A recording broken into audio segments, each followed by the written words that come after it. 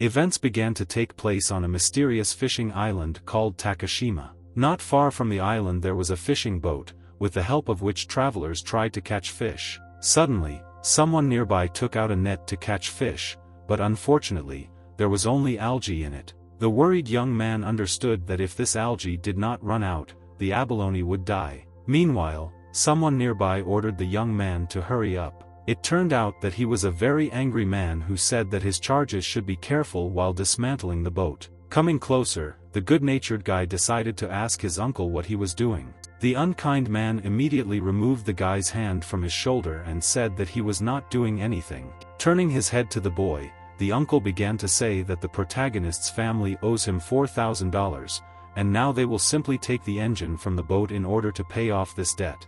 Watching everything that was happening, the guy was simply in shock, because he did not understand what to do in this situation, since he really was a debtor. Feeling very angry, the young man shouted with all his might for the villains to stop. Even Uncle was shocked by this turn of events, because he thought that the guy simply would not interfere with them. The determined fisherman shouted that when he grows an abalone and earns money, he will definitely return, and now everything depends only on their family. And if his uncle dares to touch this engine, then the young man has no choice but to simply break it. Realizing that they would not be able to sell the broken engine, the uncle ordered his workers to leave immediately. The concerned men realized that the guy would simply not be able to pay off this debt, since he was a beggar. Without losing hope, the main character still wanted to do everything possible to get rid of his debt to his uncle and finally live a normal life. Some time later, events continued to occur on the seabed. Since the main character was a professional diver,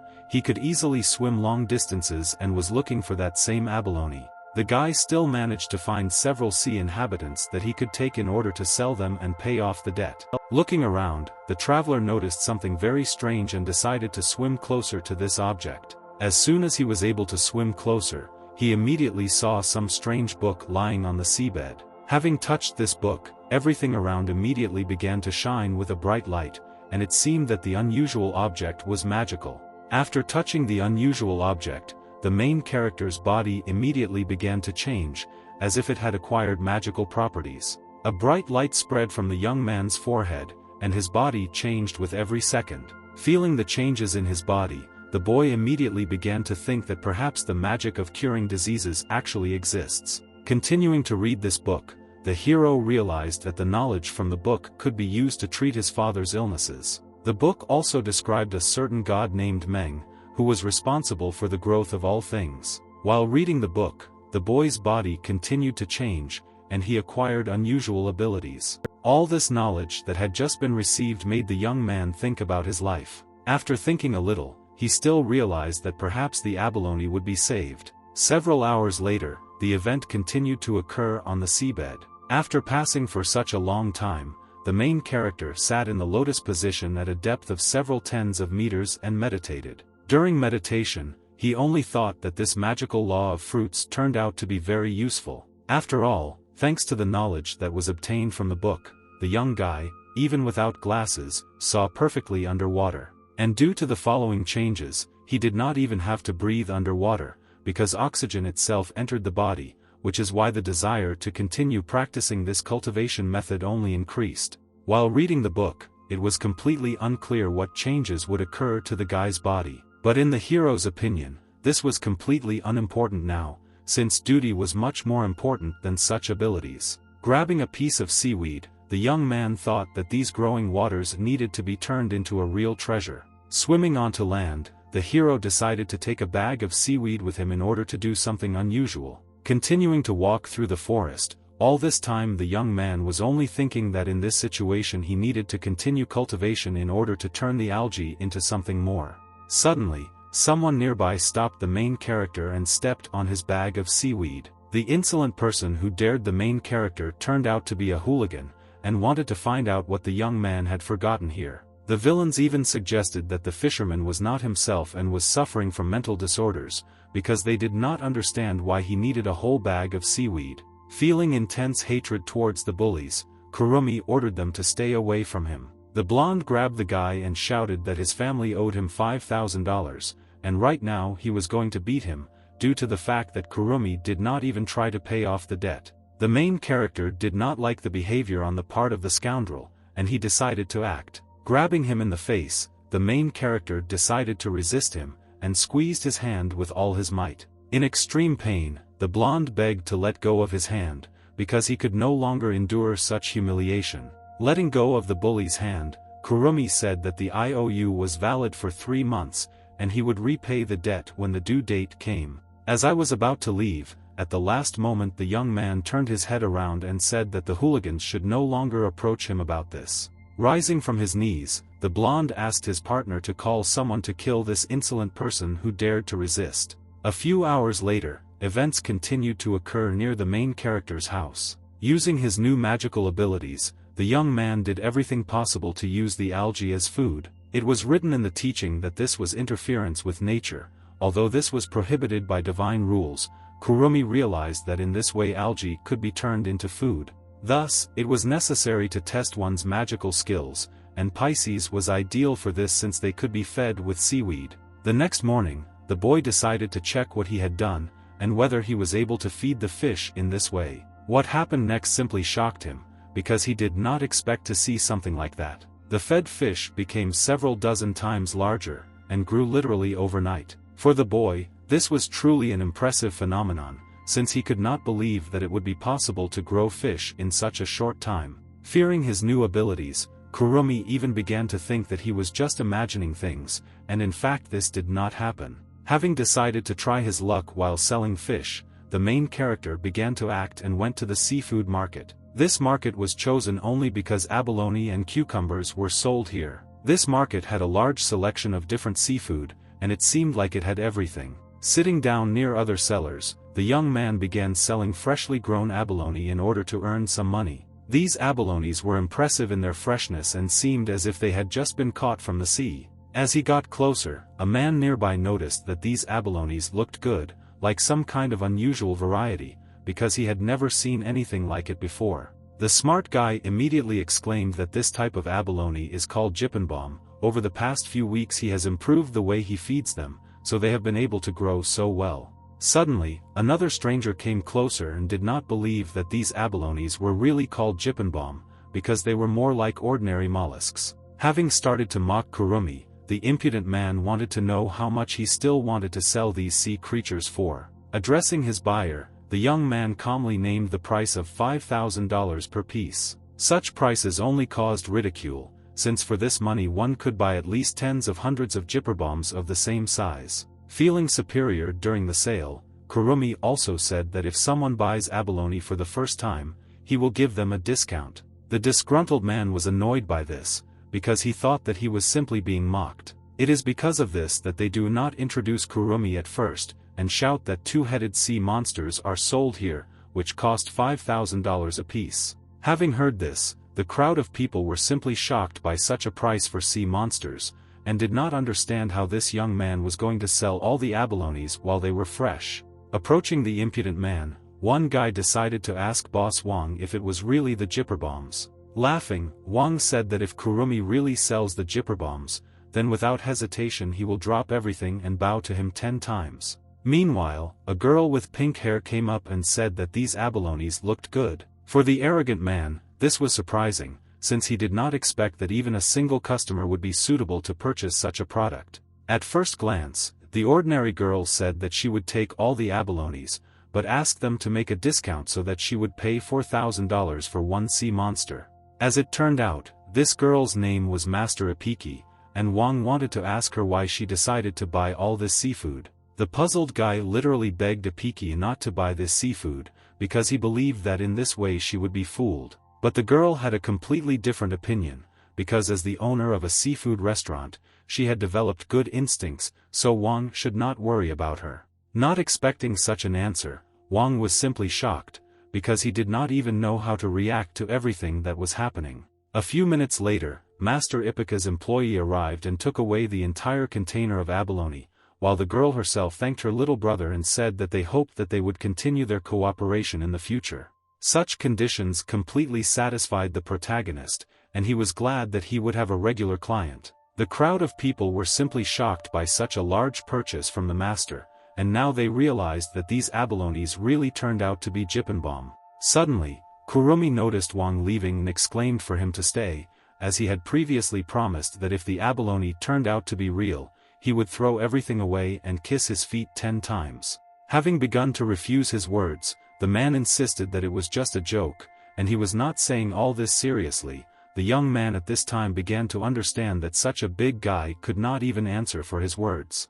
Laughing, Kurumi ordered Wang to act as a crowd of people were already looking at them and he should hurry up. Fearing judgment from other people, Wang realized that this whole situation was not in his favor. Snapping his fingers, the scoundrel said that he would no longer give anyone any favors. Using his guards, the scoundrel shouted at them to beat up Kurumi, as he was acting very arrogantly. One of the insolent men began to swing his hand in order to strike, but this blow was so weak that it did no harm to Kurumi at all. Having laughed, the young man began to mock the bully, telling him that he really was a weakling. These events caused concern in the man, since he had never had such problems before, and now he realized that he was much weaker than his opponent. After the transformation of the magician, the young man's body became strikingly different from everyone else. Now it was Kurumi's turn to strike back as he couldn't stand being bullied. The frightened man did not even know how to react to this, and simply continued to look straight into the eyes of his opponent. At that very second a fight began, and it was clear who exactly would be the winner. As expected, the winner was Kurumi, who was able to easily defeat absolutely all the enemies. He didn't leave a single chance to his opponent, because he was very angry at such trash as Wang. Some time later, events continued to occur at the seafood restaurant. A certain aristocrat ate the most delicious seafood in her life, and was amazed by such a fresh abalone. The rich lady never expected the seafood to be as fresh as if it had just been caught. The owner of the establishment, Ipika, was very happy that her guest liked the treat. The grateful girl began to hug Ipiki, because she finally got out to see her daughter-in-law, and also ate deliciously. In fact, the woman explained that she was no longer the guest's daughter-in-law, since she and her brother had been divorced a long time ago. The smart lady said that she is still on Ipika's side and wants to be related to her. The guest was very interested in whether Ipiki wanted to get back together with her brother, but as it turned out, if the girl got married again, she would have problems with the store. She had these problems because her husband was always dissatisfied that the owner of the restaurant was often not at home. That is, the guest revealed that Ipiki simply does not need a man anymore and she is satisfied with the fact that she is a restaurant manager. Meanwhile, the main character decided to rest a little and came to a beautiful fountain. Thinking about everything that happened, the boy realized that today he was not using the best way to sell abalone. After thinking a little, the young man realized that it would be better if he opened his own store. Suddenly, nearby, a mysterious girl asked Kurumi to help her. Strong and proud Kurumi immediately told the girl that he would not help her in any way, and told her to go and do her homework, but she really wanted to talk to him.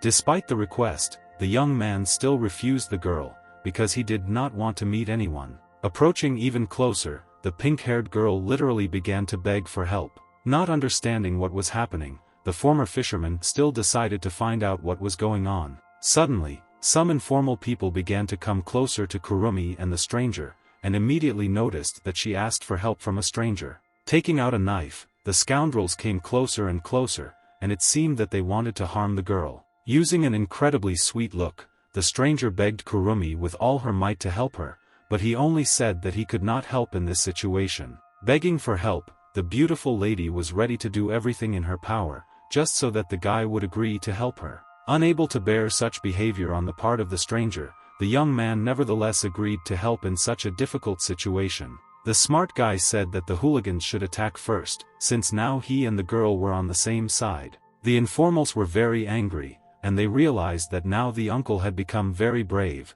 because he noticed a beautiful girl next to him. A fight broke out and incredibly loud screams could be heard throughout the street. After a few minutes of fighting, the bullies ended up on the floor, both unconscious from having played around in the fight. Trying to treat the scoundrels politely, the young man asked them not to get into a fight with a knife next time. Watching this fight, the girl was simply in shock, and thought that the guy who helped her was simply wonderful. The main character did not want to react to the girl's compliments, and told her to go back to where she came from. As it turned out, the pink-haired girl explained that her mother did not want to see her at home, and kicked her out earlier, Then the young man asked her to find a place to stay for the night.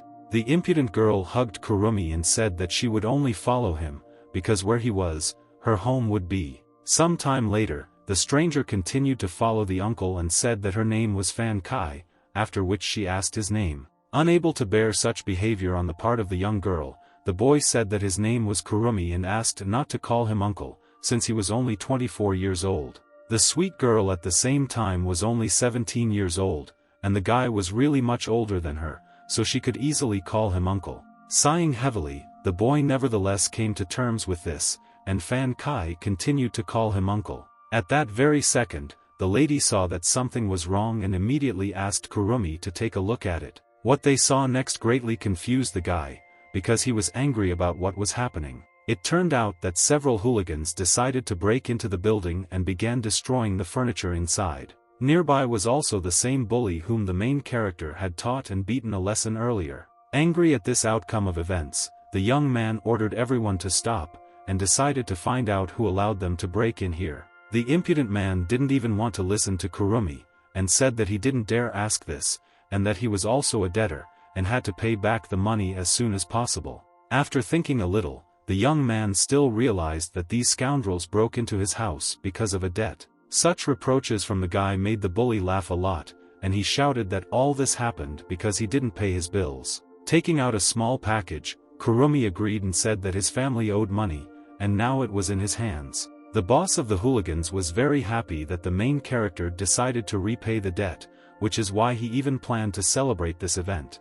Unexpectedly, the villain had a large amount of money near his face, which gradually fell to the floor. Meanwhile, the main character made an unexpected action and threw a whole wad of money right in the impudent person's face. Feeling very angry, the criminal could not understand why they did this to him, because he should cause fear. But all this only made the young man laugh, because he always wanted to throw a wad of money at someone. After such an unusual action, the sensations were indeed very pleasant, since it is not every day that it is possible to take revenge on a criminal in this way. The behavior on the part of the protagonist greatly angered the villain, and he immediately ordered his money to be collected, since it was now lying on the floor. Kurumi did not agree with these words, and said that the money at the moment is not the money of a scoundrel. The smart guy also noted that the blonde would have to collect this money himself, since he wouldn't even touch it with his finger anymore. A few minutes later, all the enemies were already unconscious, because Kurumi decided to teach them a lesson. The main villain was also lying on the floor, and the young man grabbed his head, saying that he should have just taken his money and left. Experiencing severe pain, the impudent man insisted that he understood everything and would never take money from anyone again. This statement did not suit Kurumi at all, and he wanted to understand why the bandits broke into his house. But as it turned out, the criminal did not want to answer this question, and wanted to pay off, saying that he would give $100,000 in return. Thus, Kurumi told the scoundrel that he would need to collect $100,000 and give it to him, only then he would be free. Collecting money from the floor, the impudent man felt a strong feeling of embarrassment, because for the first time in his life he had been so humiliated. Fan Sai also noticed that the uncle is very strong, and he simply has no equal, but the young man considered himself not that strong. Admiring the main character, the girl even asked him to become her teacher, but Kurumi decided to refuse. Suddenly, someone sharply pushed the door and decided to go inside the protagonist's apartment. It was a strange man who looked like he was the boss of the bandits. In fact, this man turned out to be the father of the scoundrel who had previously broken into Kurumi's apartment and destroyed everything in the apartment. The frightened guy also complained to his father that he had been beaten, and pointed his finger straight at the young man. The man turned out to be a very influential member of a criminal group, and ordered his guards to seize his son's offender. Looking at these guards, the boy understood that they had so much power that even laws were not important to them. And this was indeed the case, since the elderly man said that he had never obeyed the police, because on these islands it is he who is the law, and the person who adheres to his order. The smart lady immediately took out her phone and started filming everything, because she wanted to publish this video on social networks so that many people could see what was happening here. This turn of events greatly embarrassed the bandit, and he immediately noticed that Fan Kai was filming everything. A smart girl recorded absolutely all the events on camera, and with just one click the video will be on the internet. Hearing this, the impudent man was simply shocked, because he did not expect that incriminating evidence would be obtained against him in this way. Instantly the scoundrel's mood changed, and he became kind, after which he decided that it was necessary to discuss everything with Kurumi first. Addressing his son, the elderly man also wanted him to apologize for the inconvenience. By hitting the young guy in the face, the man wanted to get an apology from him, because he was too proud and thought that his father would protect him. Coming closer, the loser still apologized, although he didn't really want it. After the situation passed, all the guards, along with the bandits, began to leave, since the conflict was over. The bandit again decided to turn to the main character and ask if everything was okay with him. Fortunately, the guy replied that everything was fine. The beaten child wanted to ask his father if he would just leave this situation and calm down, but the man only said that he had not decided yet. Meanwhile, events continued to occur in the main character's house. The young man decided to praise his companion, saying that she was really very smart. Suddenly, the guy's phone rang in his pants pocket. After answering the call, Kurumi learned that it was his boss calling, who said that abalone was urgently needed and agreed to meet in 2 hours. Fan Kai was simply delighted because she realized that her elder brother had important things to do, and he even agreed to go with her and take the abalone. It seemed that the girl was in love with the main character, because she responded to any of his remarks as if she admired him. A few minutes later, the main character and his partner found themselves on the pier. Nearby stood the guy's clients who had already bought seafood and wanted to buy more. Suddenly, Kurumi had already arrived at the pier to bring the seafood that had previously been ordered. The good seller was happy to sell as many as 50 abalones, at the wholesale price they had previously discussed. The boss thanked the boy for such kindness, since he obtained a large amount of seafood in a very short time, and was grateful that his services were used. Unexpectedly, the young man decided that he needed to thank his clients, and as a token of gratitude he wanted to give them 5 more abalones. Nearby, Fan Kai was carrying boxes of seafood, shouting that she had never wanted to work as a loader in her life. In fact, the girl had previously volunteered to help on her own, but she didn't care because she was terribly tired. A little embarrassed, the lady stopped whining and said that she would cope anyway, but she needed to rest a little. Such a worker amazed the boss and her colleague because they did not expect the little girl to work as a loader. Suddenly, boss noticed that her daughter, whom she did not immediately recognize, was working as a loader. These events were shocking for the young man, because he did not expect that Fan Kai's mother was such an influential person. Trembling with anger, the woman did not understand what the relationship was between Kurumi and her daughter since she was still young. Trying to justify himself, the main character tried to tell how they met and why they collaborated together. But the lady didn't want to listen to this at all, and hit the guy right in the face with all her might. The pain was truly unbearable, since the slap was done by a woman who had bought a large amount of seafood, and it was not a fact that after that she would be a regular customer. After this situation passed, events continued to occur in the seafood store. The pink-haired girl began to apologize to the boy. They say that she got carried away, but the boy understood that she was not to blame for anything, because her parental feelings are quite understandable. Even the daughter said that the uncle was really very good, because he gave her a job and protected her. And due to the fact that Fan Kai's mother was wrong about the uncle, she needed to drink 3 glasses of the magic drink. Laughing, Kurumi began to dissuade the woman, saying that everything was fine,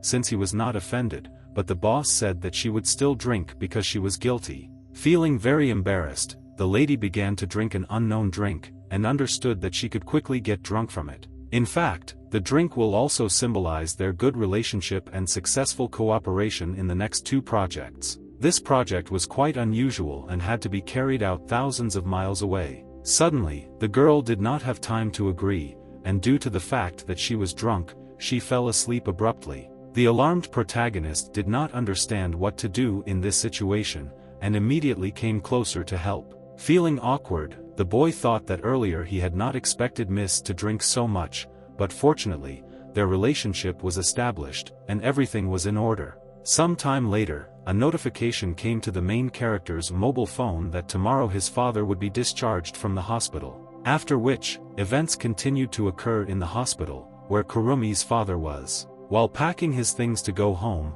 his father insisted that the young man should not worry about anything and should just keep an eye on their fishing grounds. The smart guy told father that everything was fine with their fishing grounds. During this time many foreigners managed to owe him money, which is why he earned money. Parents did not believe that Kurumi managed to earn about $700,000 in such a short time, since foreigners could not owe that much. Taking out his bank card, the young man said that his parents really should be trusted. Having given the bank card to his mother, the guy said that she would definitely understand everything when she received the money. For the parents, this turn of events was indeed unexpected, since they could not even imagine that their son would become rich in just a few days. After the father left the hospital, the mother decided to go to the shopping center to cash out money. There was a bank in the shopping center, and it was possible to cash out the amount that was on the bank card. The slightly embarrassed woman decided to hand over the bank card that her son had previously given her to withdraw money. For a dissatisfied man, such a client was impudent, but he still decided to help her. As it turned out, the cash desk the woman went to was only for business clients, and it was only possible to withdraw money from an ATM. The bank client also began to push the poor woman out, saying that she was a beggar and had nothing to do here. Handing over his bank card, the scoundrel decided to withdraw $100,000, and the bank employee happily agreed to help him. Suddenly, another guy appeared who decided to stop the arrogant businessman. This guy turned out to be the main character, who decided to ask if they really only cash out large sums here. That is why the young man ordered the bank employee to withdraw money from his card in order to cash it. An experienced bank client did not understand where Kurumi got $100,000 from, because he looked like a poor man. At that same second, the bank employee said that the main character's card now contains $2,070,000. The determined guy exclaimed that he wanted to withdraw absolutely all the money. Thus, after a few seconds, all the cash was withdrawn from the bank card. After which, Kurumi decided that it was necessary to put this money in a safe deposit box. The bank client could not understand why the young man was doing this, as if he was mocking him. The main character ordered the scoundrel to calm down and wait his turn, because he was behaving very impolitely. Suddenly, someone shouted for everyone to stop because there was chaos. A stranger broke into the bank and wanted to find out what was happening here. The man who entered the bank was with several guards and looked quite threatening. Kurumi's mother was worried about everything that was happening, because she understood that they were in danger. Because of the situation what happened, Kurumi was very angry because his mother was scared and he wanted to teach the villain a lesson. But as it turned out, the scoundrels knew who the guy really was, who looked absolutely ordinary, but had incredible power. That is why the man who came hit the impudent bank client with all his might, because he behaved like an ignoramus. The offended bank client could not understand what was going on, but his older brother explained that no one dares to provoke Master Kurumi, since he is very strong and cannot be angered. Thus, the conflict was resolved, and the guy convinced the master that they would take care of their younger brother. Turning to his parents, the boy said that now they could go quietly because they had done what they needed. Looking at their son, the parents could not even understand how their son became so influential in such a short time. Some time later, events continued to occur on the street where the young man was walking with his parents. Suddenly, someone started shouting uncle with all his might, turning to Kurumi. It turned out that it was Fan Kai, who really wanted to find out what the uncle was doing here. Although the young man explained that he was picking up his father from the hospital, the girl decided to talk to his parents and say hello to them. The cute girl said that she really wanted to go to the island with Kurumi and his parents. The main character's mother also began to persuade him to go on this trip, because she understood that he had not gone anywhere for a very long time. Still, the elderly woman agreed. After all, they had long wanted to start traveling, and Auntie could also cook something delicious for Fan Kai. Feeling great joy, the girl exclaimed that she would immediately call her mother and tell her that she would soon be going on a trip. The caring mother also decided to warn her son that this girl is a little young for him and he should be careful with the law. A few minutes later, the young man and his parents reached the house. The benevolent mother said that she would soon cook for everyone, but Fan Kai did not mind and was looking forward to it. Sitting at the dinner table, the main character remembered that he really wanted to buy an area at sea, and said that for this he needed to save up $5 million. The surprised father wanted to understand why his son needed so much space, and why this space would be needed. The smart guy said that recently the villagers learned about the value of their abalone, therefore, they will want to get it. If he doesn't settle this point now, he will never be able to settle it. Moreover, it will harm their development in the future. Suddenly, someone decided to knock on Kurumi in his family's door. It was an elderly man who came to visit the young man. The man who came to the house represented the interests of the maritime department, and Kurumi immediately wanted to understand why a government employee decided to come to their house right now. The reason for the appearance of this employee was that the village head, while in his position, used power for personal gain, and the man came here precisely to investigate this incident as thoroughly as possible. This angered the head of the family, because he did not understand how it was even possible for the head of the village to use power for personal gain. Turning around, the young man asked his father to walk with him, because he wanted to tell him something. The boy realized that Mr. Chen probably sent people here to take revenge on them for the incident that happened recently. Watching the man come, the young man kept saying that they had learned that abalone was very expensive and wanted to get their rights back. Feeling very anxious, the elderly man exclaimed that they would never in their lives give up the territory that belonged to them, but the son said that they had to do it. These words shocked the head of the family even more, since he did not understand why the son wanted to give up their territory. In fact, the boy explained that government employees think that they can make money by growing abalone here, but in fact only he can do this. This time he will not only sell the sea at a high price, but he will also get rid of them in this way, since the authorities will no longer have the opportunity to manipulate the Kurumi family. It was at that moment that the main character came up with a cunning plan, thanks to which it would be possible to become independent. Appearing to a government official, Kurumi exclaimed that the price for their land would be $5 million, as well as full payment of the foreign debt. This amount impressed the man, as he did not expect ordinary villagers to request such a large amount of funds. At that moment, the guy had already thought of everything, and exclaimed that if they wanted to get these fishing grounds, they should get their money, but the father insisted that their land was not worth so much money. After listening to his father, the young man understood that the whole village knew how much they earned from abalone. In this case, such a price is not too big a loss for the city authorities. Suddenly, an elderly man turned to the main character and said that he understood him, and would pass this on to the villagers, who would be willing to pay $5 million for this land. Having completed the verbal agreement, the civil servant began to leave the house, since he had fulfilled his goal. The cunning plan worked successfully, and now all that remains is to wait for the very client who agrees to buy the land of the Kurumi family. Meanwhile, Fan Kai remembered that the young man's partners owed him a large amount of money, but everyone present in this house understood that the partners would not soon give up this money, since such large sums are quite difficult to earn in such a short time. Some time later, events continued to occur in the house of Kurumi's enemies. One of the villains discussed that Kurumi had absolutely no idea what value abalone actually has. There were hundreds of thousands of tons of this seafood on Hong Kong Island alone, and if they took over these lands, they could earn $50 million. At the same time, the insolent people realized that old man Kurumi was seriously ill, but he was still too afraid for his land. And yet, the enemies decided to come to an agreement among themselves, discussing that the boss would give $4 million for the territory in order to buy it back. But they were going to divide the income from the sale of seafood in half, since the two of them would cooperate to purchase this plot of land. Events continued to take place a week later near the Kurumi family's territory. I turned to my friend named Xian. Kurumi paid him the transport tax, realizing that such an employee had a hard time. Seeing this guy, Fan Kai immediately asked who he was, and the young man explained that Xian was helping them with rescue and transportation of food called xiao tai. Abalones really can't do without this food because it makes them grow incredibly fast. Even the protagonist's friend did not immediately believe that this food really worked, but its benefits were obvious. As a thank you, Kurumi also decided to give his employee scallops so that he could try them in the future. Meanwhile, a scoundrel with whom there had previously been a conflict passed not far from the young man and shouted that this part of the sea now belongs to the Chen family, and they have nothing to sell abalone here. Noticing this guy, Fan Kai immediately began to get nervous,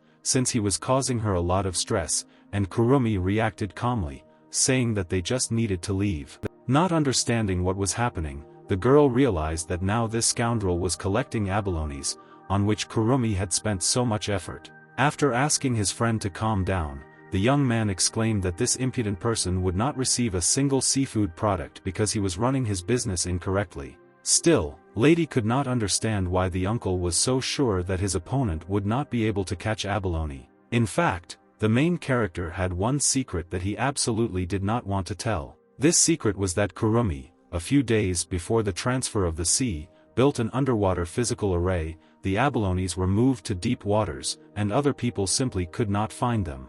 Thanks to such unusual abilities, the young man understood that Chen Pingue and his son would simply screw up. The next morning, the event continued to occur in the main character's house. Chen Pingue decided to sneak into the main character's house with his son and started shouting that he wants the money back because Kurumi is a scammer. Seeing his enemies, the guy asked them not to disturb people at such an early hour, and to explain what happened. The arrogant guy shouted that Kurumi simply deceived their family out of millions with this pond and abalone. That is why the enemy was going to take his money back with all his might, since the investment did not pay off. But Kurumi realized that he did not force anyone to enter into this contract, and did not guarantee the receipt of seafood. The main character didn't care at all whether his enemies found the abalones or not. Having a strong dislike for Kurumi, Chen Pingue decided to take revenge on him and immediately called the police to have the guy detained. Laughing, the young man warned not to approach him, since he could not vouch for himself. The bandit exclaimed that he would not touch Kurumi, but his parents might get hurt. Realizing that his parents were rather weak and they could not resist, the young man wanted to help them somehow. Angry at this scoundrel, Kurumi realized that something had to be done, and at least somehow take revenge on the impudent man. Chen Pingue did not feel guilty at all, and wanted to do terrible things to the main character's parents in order to get his money back. Suddenly, someone behind was very surprised that Chen Pingue was talking to the young guy like that. This stranger turned out to be Mayor Chen, and he wanted to know why the conflict occurred between such an influential man and an ordinary guy. The frightened man immediately ran up to the mayor and began to apologize because he had made a mistake. The main character was also shocked that the district chief came to his home. Some time later, the man provided the mayor with absolutely all the documents confirming the sale of the property. The good-natured man said that there was no need to worry, because he was going to transfer these documents to the relevant authorities so that they would carefully check everything, after which he would report the results of the check. After all, even the mayor understood that the presence of such poor personnel in their district had a negative impact on the labor market. This negative man was Chen Pingue, who did not behave as businessmen should behave. Soon after this conflict was resolved, the mayor said that he would like to talk with Kurumi about business. This conversation should take place not only between the mayor and the young man, but also other representatives from the city. A large number of people gathered to provide their money for investment in the protagonist's project in order to earn money and help Kurumi. The business proposals were simply impressive, as the guy was even offered to send abalone for sale to Hong Kong and other countries. All this frightened the guy very much, since he was not used to being the center of attention, having previously been an ordinary resident of the city. One man stood out from the crowd and began to reassure all the businessmen, saying that they did not need to argue among themselves. It was this mysterious businessman who exclaimed that he was ready to invest $100 million. Even for the mayor, this amount was impressive, since he would never have thought that such a young guy would be able to attract such large investments. Fearing deception, the young man decided to clarify whether Mr. really wanted to invest such a large amount of money.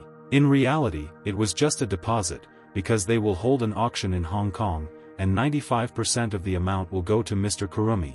And if they give more than $100 million, then the difference will be reimbursed, but if the amount is less, then there will be no reimbursement. The main character's parents were also shocked and believed that they had been sleeping all this time and it was just a dream, because the offer was too luxurious. Events continued to occur 2 weeks later in the city court. A scoundrel named Chen Pingue was sentenced to 8 years in prison, and Zhou Han was suspended from government service as a sign of punishment. Thus, the boy realized that the district court was fair, and he gave the right verdict for his enemies. Of course, all this happened not without the intervention of the mayor, who influenced the court to make the right decision. The influential man understood that since the island became Kurumi, his lands began to bear fruit well. That is why the good-natured mayor hoped that the guy would take care of the economic progress of their district. Having boarded his personal helicopter, the mayor needed to return to the city again, and he decided to fly away. Looking at this helicopter,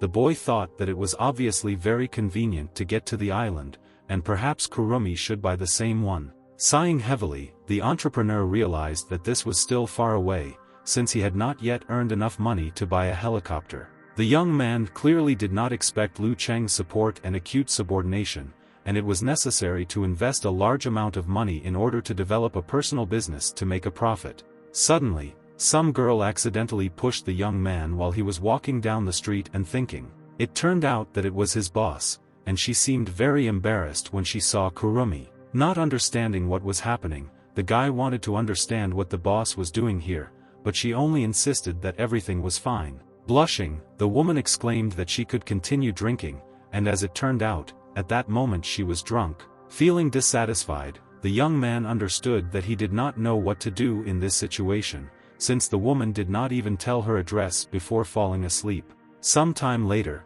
events continued to occur in Kurumi's house. A drunk woman was lying on the bed and felt very dizzy because she had drunk a lot of alcohol. Meanwhile, the main character was thinking that he couldn't stay here for a long time, since he urgently needed to develop his business. Suddenly, the boss woke up and asked Kurumi to pour her some water. The shameless woman again exclaimed that she urgently needed to drink water. She literally began to behave like a child, because she did not understand her situation and did not realize where exactly she was. The girl had severe hallucinations, which is why she even thought that Kurumi was a teapot that should contain water. The young man had a strong feeling of awkwardness, because he did not understand how to act in this situation and began to stop his boss. A few hours later, the events continued to occur again in the young man's house, where the boss was already apologizing because she got drunk and lost control.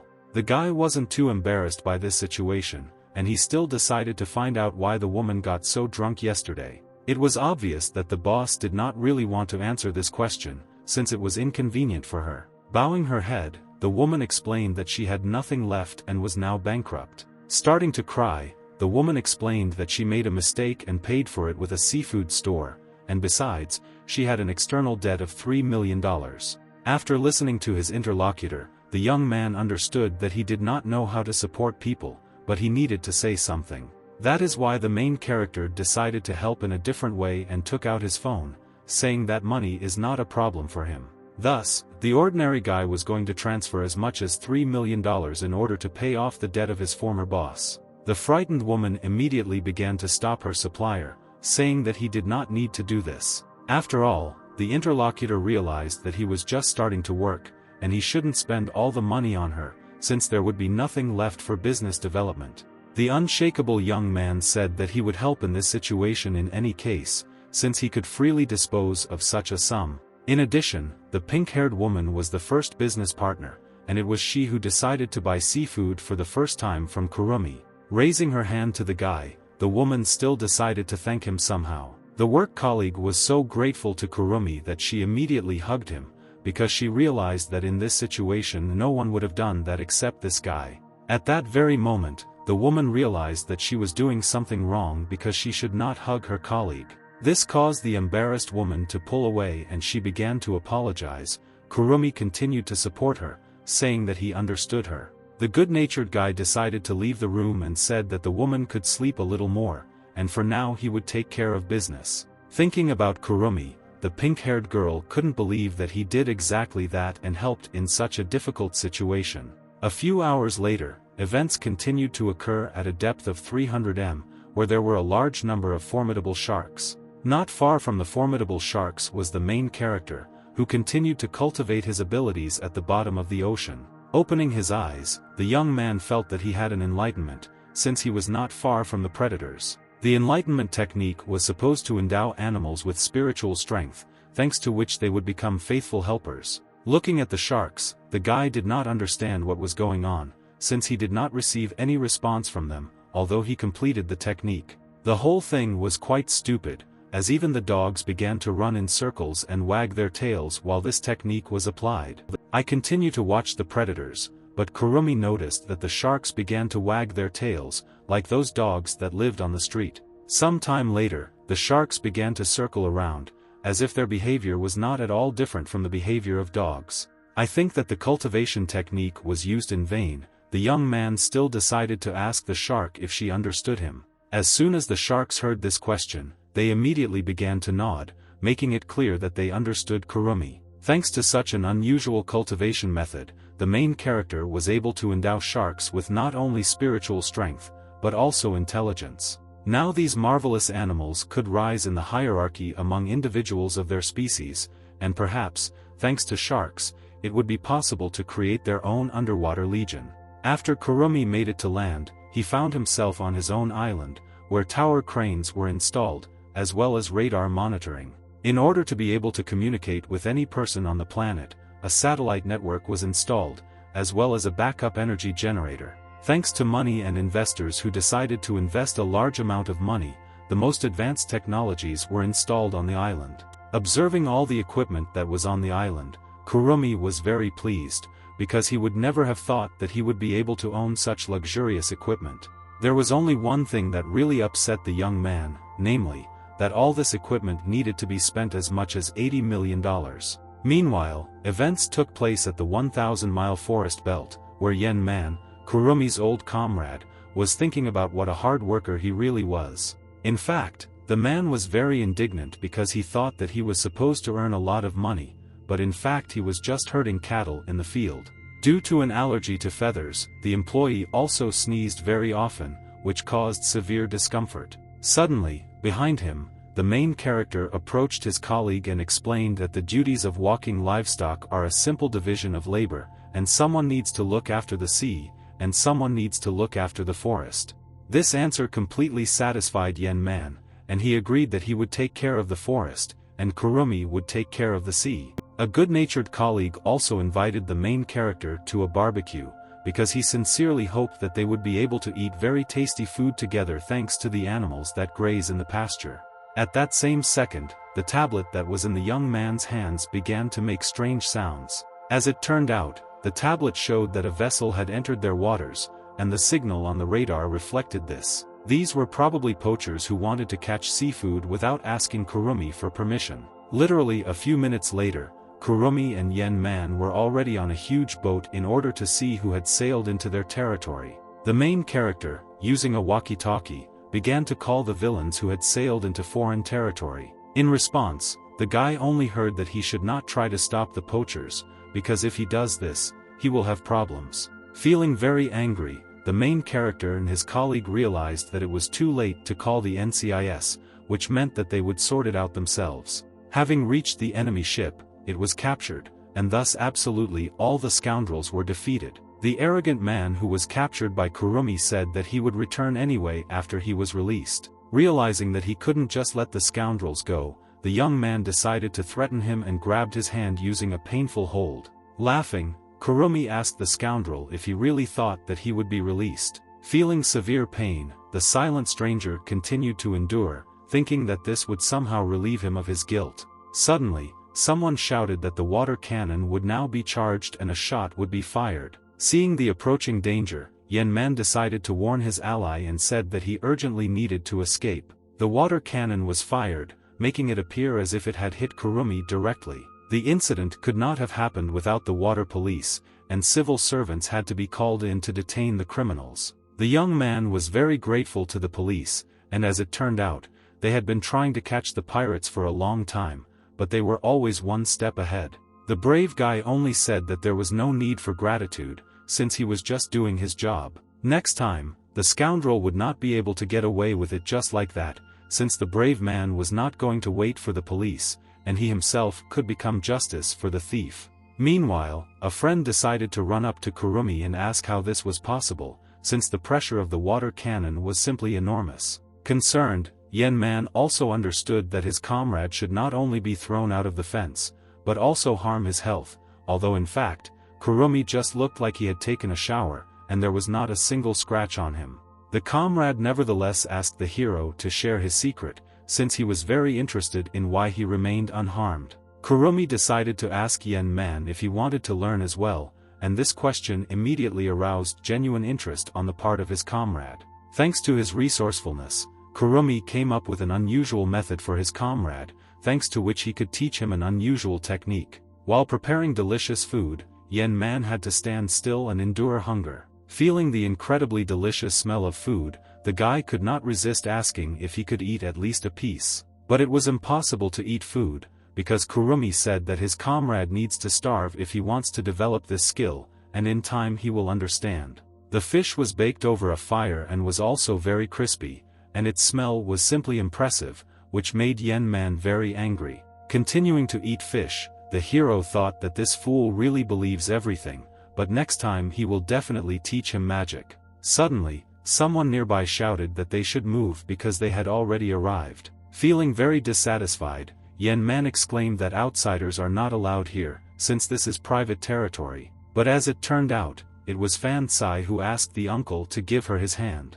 Looking at his friend, the young man could not understand why she had arrived here, but as it turned out, it was a surprise. The comrade could not understand what was happening here, since he had never seen Kurumi communicate with girls before. The lady also came to this island to walk around it, because she wanted to look at it. Not understanding what was happening, the friend wanted to understand when Kurumi found a girlfriend, but he only said that he shouldn't talk nonsense, and they weren't even a couple. In fact, there was another beauty on the island, and it was the boss, and also Fan Kai's mother. Feeling awkward, the woman said that she would also like to see the island, because now she wants to be friends with Kurumi, because he lent her an incredibly large amount of money. The smart woman understood that in this situation it was necessary to do everything possible to thank her savior, and said that she could help with something on the island as a part-time job. Watching the woman, Yen Man appreciated his comrade's choice and said that Fan Kai and her mother were incredibly beautiful. The behavior on the part of his friend was unacceptable, and Kurumi decided to calm him down a little, for which he threw him into the water. The smart guy told his former boss that they had better talk inside the house, and the woman couldn't understand what Yen Man would do in this case, but he should be fine. While in the water, Yen felt hostility towards Kurumi, since he did not expect such meanness from him. Several hours passed and events continued to occur on Kurumi's private island. Fan Kai was incredibly embarrassed and said that it was all the uncle's fault. It was the uncle's fault that the girl's stomach was about to burst, because all the food was very tasty, and she couldn't stop. Feeling fear, Kurumi said that the girl can eat absolutely whatever she wants, because there is nothing wrong with it. The joyful girl also said that all her friends really liked the photos of this island. That is why Fan Kai decided to ask Kurumi if it was possible to invite all her friends to this island, and the guy happily agreed. Coming closer, the young lady decided to thank the uncle and immediately hugged him. Fan instantly called all her friends, and her friends immediately decided to sail to the island. The two girls were very surprised by such an unusual invitation, but at the same time they were not surprised that their friend invited them, because she wanted to show off the same guy she was constantly talking about. Watching Kurumi closely, the girls immediately realized that this was not an uncle, but a guy who was too young, and also very handsome. Beginning to feel embarrassed, Fan asked the girls to stop mocking the young man, who had agreed to host her friends on his private island. Thus, the lady decided to introduce her friends, and as it turned out, they were also her classmates. The brown-haired girl's name was Li Jean, and she was very happy to be on this island. But the purple-haired girl's name was Millie. She was born in the United States of America, but lives in China. The guys with whom Fan Kai was friends also arrived. One was named Tang Zhenbian, and the other was Lu Hong. The impudent guy immediately came closer to Fan and said that he did not want to be on this miserable island, and wanted to go to Bali together, because it was more romantic there. As it turned out, Fan called this guy here only so that Li Jean would not be alone, which is why the young man immediately calmed down. Feeling very angry towards this guy, the girl said that he could go wherever he wanted, but he shouldn't touch her. Approaching closer to the uncle, the lady announced to all her friends that they would now go to the animals that are on this island. Fan Kai's comrades watched everything that was happening and were very dissatisfied. The dissatisfied young man wanted to teach this damn fisherman a lesson, because he didn't understand how he dared to touch Fan. It was then that an idea occurred to the scoundrel, and he immediately looked at the foliage that was nearby. The malicious insolent thought that if the forest burned down, then Kurumi would probably lose absolutely all the money that he invested to build this island.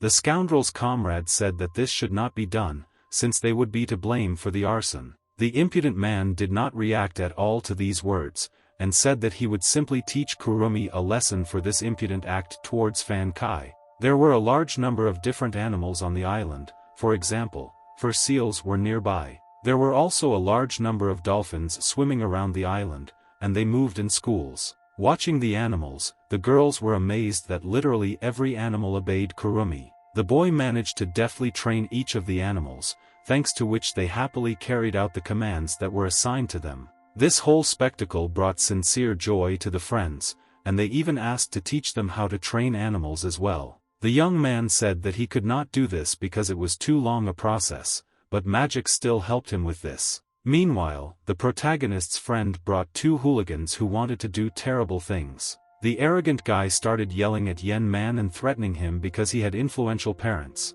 Not understanding what was happening, Kurumi immediately decided to find out why the two guys were detained. The comrade immediately explained to the young man that these two guys tried to set fire to the forest on the island. This was surprising to Kurumi as he did not expect these guests to behave like this. Laughing, Yen Man exclaimed that these guys need to be dealt with properly. The comrades were going to call the police to hand over these scoundrels, but the insolent people hoped for this, since they probably had connections in the police. After thinking a little, the young man finally decided that these scoundrels needed to be released. One of the guys immediately began to mock, saying that Kurumi was simply not capable of more, and would only let them go without punishing them. Grabbing the criminal's head, Kurumi decided to explain to him that just because he allowed them to wander around the island did not mean that they should cause problems.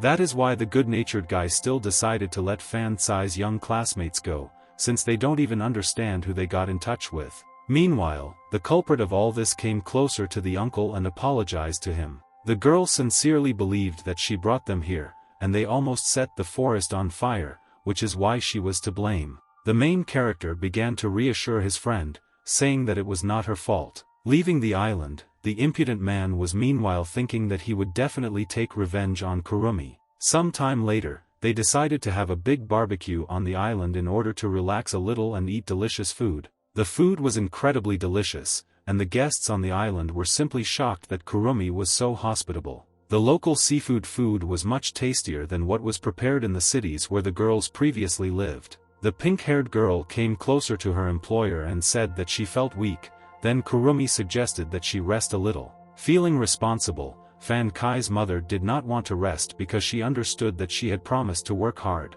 Suddenly, the girl almost began to lose consciousness and fell straight onto Kurumi. During the fall, the lady accidentally kissed the young man, but did not attach serious importance to it. This event was unexpected for the guy, because he did not expect that his first kiss would happen exactly like this. As soon as the lady realized what she had done, she immediately fell into a stupor, as she was in a state of shock. After collecting the dishes, the young man noticed how the woman began to run away because she was very embarrassed. Meanwhile, Fan Cai was watching everything that was happening, and noticed that Kurumi was really very cunning, because he made it all happen by accident. Suddenly, the young girl also decided to kiss the young man, doing it herself. As it turned out, Lady did this so that the kiss would be honest and not accidental, as it was with her mother. The girl's embarrassed friend also said that she saw everything, and it caused her great embarrassment. Turning around, Kurumi began to make excuses, saying that kissing in their country is a sign of politeness and gratitude, and there is nothing special about it. Having agreed with the guy, the girl began to act and also kissed him as a sign of gratitude. To keep the young man silent, his friend told him not to tell anyone about this and thanked him for the invitation. Thinking about everything that was happening, the main character did not understand at all what was happening here. A few hours later, the event continued to occur on the seabed, where lobsters were located nearby.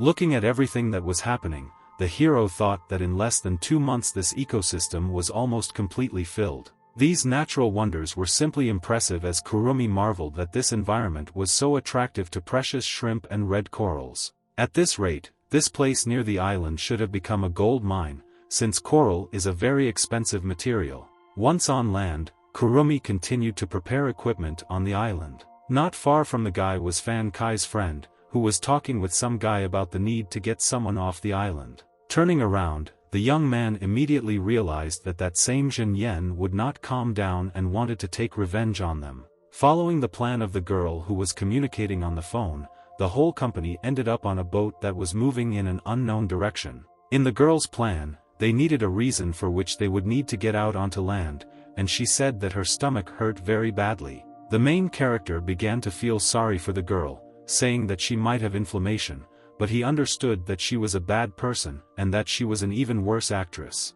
The excited lady thanked Kurumi, but it was clear that she was faking it. Suddenly, the girl felt unbearable pain, which immediately gave her a severe shock. The young lady began to hold her stomach and screamed that she was really in a lot of pain. No one understood what was happening, and Fan Kai was very worried about her friend. In fact, the main character influenced the fact that his friend's stomach hurts, since witchcraft can both help and harm people. And if a girl likes to pretend, then she should feel real pain. Some time later, the company found itself on land, where an ambulance had already arrived to help their friend. Kurumi was not at all worried about the girl, and said that she would be fine, and there was no need to worry so much. Suddenly, a strange van with strange people in it began to drive up nearby. In fact, there were only 3 vans, although only an ambulance should have arrived. Jin Yen came out of one of the vans, and exclaimed that he promised Kurumi that he would have big problems, and he keeps his word.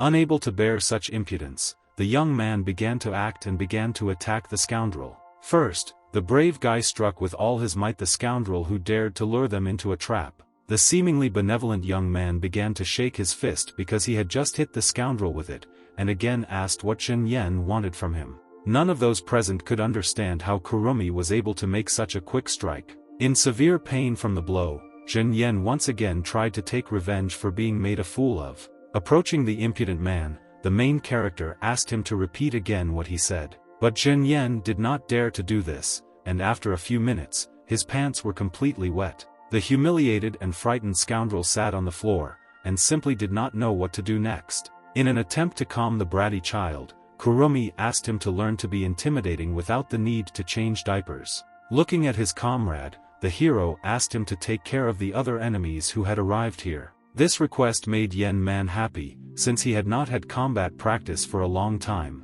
In fact, the comrade simply misunderstood the young man, and he only needed to remove all the enemies from here to hell. Suddenly, some men behind began to clap because of everything that was happening, and one of them decided to ask the guys if they wanted to serve in the army. The second man not far from the stranger turned out to be Mayor Liu, with whom Kurumi had already collaborated. The mayor also decided to tell him that his friend named Anofti was not far from him. He served as a party officer in the Navy. For the young man, this was truly surprising, because he did not understand how the party could work with the state, because it was a political commissar, and he did not know that Chan's old friends were so good. At that same second, the police arrived and ordered the arrest of all the criminals who were to blame for the fight. Kurumi was also ordered to show their hands, but he said that they were law-abiding citizens and had not broken the law. After listening to the guy's answer, the policeman exclaimed that they were guilty because they beat people right on the street, and they would be arrested for this. As it turned out, this policeman was Jin Yan's uncle, whom he called to help. Thus, Kurumi's arrest was successfully carried out, and he watched everything that happened and thought that it was really interesting. The mayor and his comrade were also detained, and they insisted that this matter should be treated with caution. In fact, the police were not even going to listen to some men, and said that they could ask all the questions only at the police station. At that moment, no one knew besides Kurumi that these 2 men were very influential in this city. Only the main character understood that this show would continue. A few hours later, the event continued to occur at the police station, where the young man and his comrades were taken. The interrogation began, and the policeman accused Kurumi of drinking his nephew's teeth. Taking out the pliers, the corrupt policeman said that there was nothing wrong with this, but Kurumi would still pay for what he had done. The main character did not react at all to these threats, and only asked the corrupt policeman if he was in pain or if he was afraid that he would be sued. The impudent man did not care at all about this, and he said that the criminal could do whatever he wanted, but he would still be convicted. After all, no outsider could get in here, since this is an interrogation room, and even a fly couldn't get in here without a key. Laughing, the young man asked again, "Is it really true that no one can enter this room without a key?" Not understanding why this question was asked, the man replied that this was indeed so. Meanwhile, Kurumi used his magical abilities to break the handcuffs and get out. Watching the prisoner, the policeman was simply shocked when he saw that an ordinary guy had broken his handcuffs. For a guy with magical abilities, this was completely easy, and now he was free. Feeling great fear, the policeman was on his knees and wanted to know if he really wouldn't be beaten, because he was a civil servant. Kurumi did not react at all to this statement, and slapped the scoundrel in the face with all his might. The guy didn't care at all about the threats, the hysteria of the policeman, and his screams, because he wanted to get justice. Starting to cry, the frightened man shouted to stop beating him, because he was in great pain. Sitting back down on the chair he was previously sitting in, Kurumi told the policeman to open the door with his key and get out of here. Still angry at the guy, the policeman started to walk away and said that he would be back for him soon. The policeman was simply furious, and he even thought about taking a gun and using it for the subsequent interrogation. Suddenly, the corrupt policeman noticed that one of the prisoners began to leave the cell. The man who was released was the mayor of this city, but the corrupt policeman did not know about this yet, and wanted to find out who had released him. Approaching closer to the prisoner, the man shouted at his subordinate and asked who decided to release the bespectacled man. Turning around, the policeman said that he was the one who released the man with glasses, and did not see any problem in it. It turned out that the man who released the mayor was the chief, and he could not miss such a great event. Feeling dissatisfied, the experienced police officer wanted to find out from his subordinate why he detained this man. Feeling guilty, the man began to explain that they were the ones who broke the law and beat people. The boss could not stand it and began to insult the scoundrel because he had made a fatal mistake. Bowing his head, the head of the police station apologized to the mayor for the inconvenience, and he will definitely punish those responsible for this incident. Hearing these apologies, the corrupt policeman realized that he had detained the mayor of the city. Some time later, the main character was already free, and he decided to invite the mayor to his island. The mayor was also free, and insisted that they had arrived even without an invitation, but since Kurumi was inviting, he would gladly come. In fact, the mayor and his comrade admired the guys who started doing business on the island,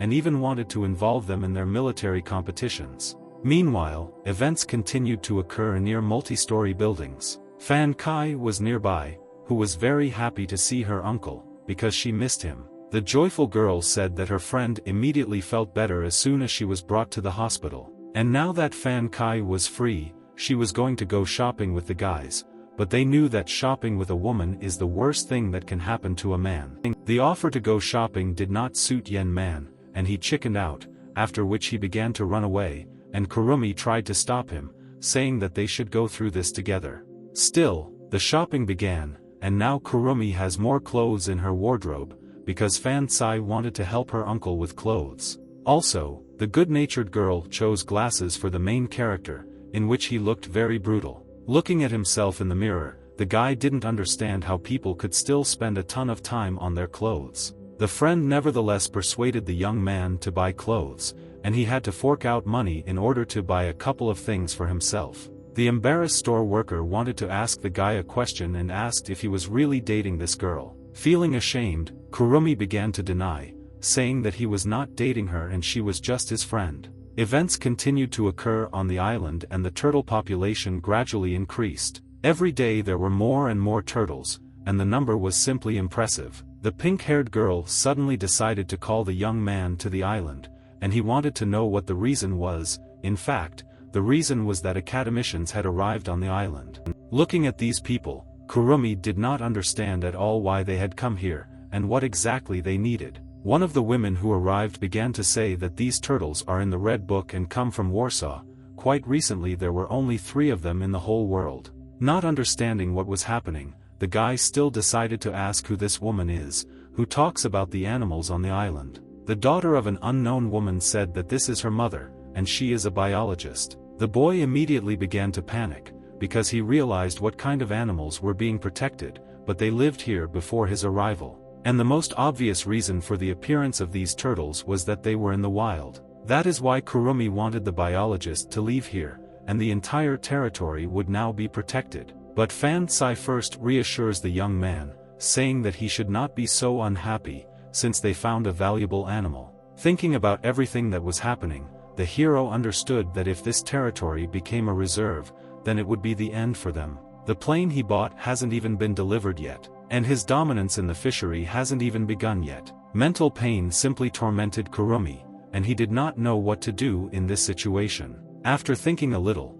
the uncle finally came to the conclusion that it was necessary to contact the mayor. Perhaps he would help in this situation. A few hours later, the guy returned to Fan Kai, and she noticed that he was in a very good mood. Luckily, the mayor said he could still help in exchange for one favor. Unfortunately, at the moment it was completely unclear what kind of service he agreed to help with. At a minimum, the hope was that the mayor would be able to protect the fishing grounds. This news was good, which is why they decided to have a snack in order to refresh themselves a little. Looking at Fan Kai's mother's necklace, the young man remembered something. The boy immediately thought that jade would make his magic stronger, because of which, an idea came to his mind, and he said that tomorrow they would all go to a jewelry store together, and he would buy them jade pendants as a gift. Beginning to feel embarrassed, the woman said that there was no point in doing this, since the jade pendant was very expensive. But the young girl was very happy that the uncle was very generous.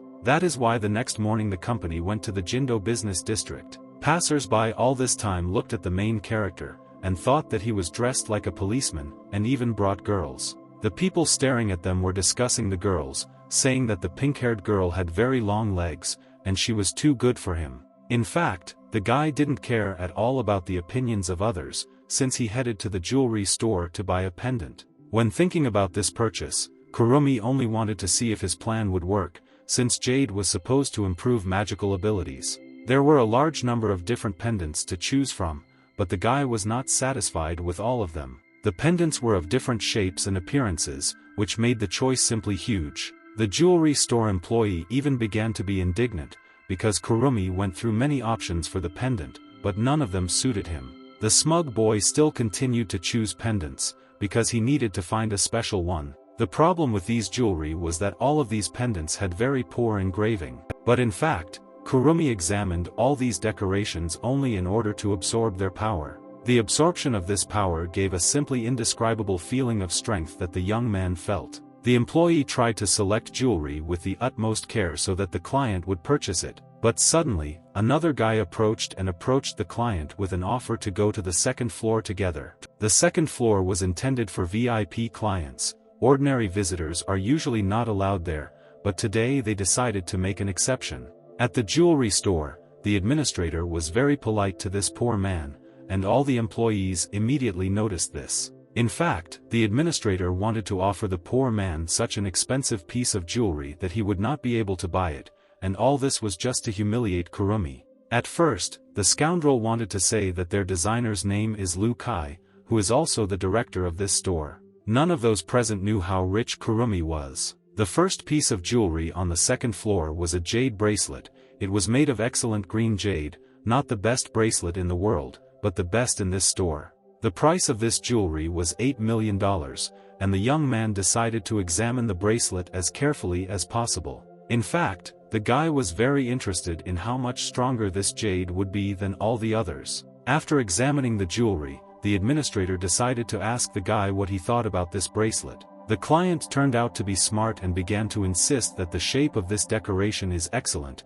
It is perfectly round. However, this ideal shape begins after a half-millimeter indentation from the ends. Hearing this, the administrator could not believe something like this, since the human eye is not capable of detecting such things. Saying that this was nonsense, the scoundrel exclaimed that this customer should be kicked out of the store because he is a liar. The arrogant employee sincerely believed that slander entails criminal liability, and he hopes that Kurumi is aware of his actions. That's why Brave Boy said that he was willing to bet, and if he was wrong, he would immediately transfer 1 million as compensation, but if he was right, then he should be shown all the jade in this store. At first glance at the administrator, the main character realized that he was a gambling person, which is why he agreed to argue. Using a measuring device, the employee immediately began to measure the diameter of the bracelet in order to understand who actually won this dispute. The concerned man nevertheless admitted that he had thus lost this argument and was ready to show all the jade jewelry in this store. Thanks to the young man's attentiveness, the cunning plan worked, which made it possible to get enough of the energy of the magic stones. Some time later, the administrator was simply shocked because the client was shown absolutely all the jade jewelry, but he did not choose a single one. As it turned out, the main character's cunning plan was that he had to absorb all the power from the stones he was examining. The arrogant worker decided to turn to the main character, saying that if he is so smart, then he needs to make jewelry himself. After thinking a little, the young man came to the conclusion that this was a really good idea, and he really should start making jewelry. In connection with the new idea, Kurumi decided to ask the store employees if they sell uncut stones, but the employee told him that if he wants to buy raw stones, then he needs to go to the jade market and try his luck there. The experienced administrator knew that he should not go to the jade market because it was literally impossible to find real jade there. For the guy, this was not a problem, and he really wanted to try to find a stone from which he could create a piece of jewelry himself. The administrator agreed to take the main character to the market, and for this Kurumi was very grateful to him. It was the first time the boy had sat in such an expensive car, much less on the way to the jade market. Instantly the man began to feel a strong interest, and decided to ask the hero what kind of car he was introducing, but the guy replied that he did not have a car, but he had a ship and a helicopter.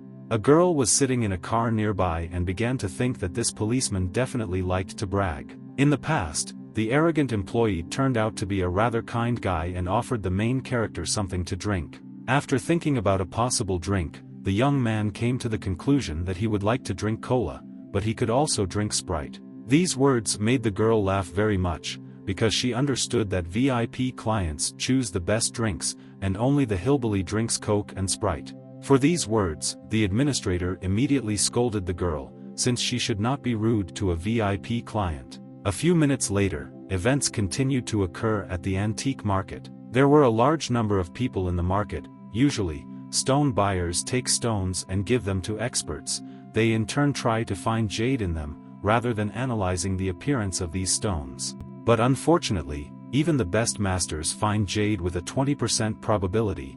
It is a kind of gamble. That is why the young man decided to try his luck, although the administrator did not understand why he needed all this, since he did not even have basic knowledge in this area. Using his magical abilities, Kurumi realized that he could not see the jade, but could feel it. Looking at the stones that were sold on the market, the boy immediately began to understand that some of the stones were dummies. Sighing heavily, he knew that this was definitely a gamble, because none of the 10 stones contained jade. A disgruntled stone seller at the market said that people come here not to indulge, and if Kurumi is looking for trouble, then he should go elsewhere. After a long time of searching, the required stone was finally found. Having grabbed this stone, the young man immediately decided to find out how much it was worth, but according to the owner of this stone, only idiots bought it at random. That is why the overweight man said that he would sell this stone for $500. People watching everything that was happening only thought that these days everyone is trying their luck with stones,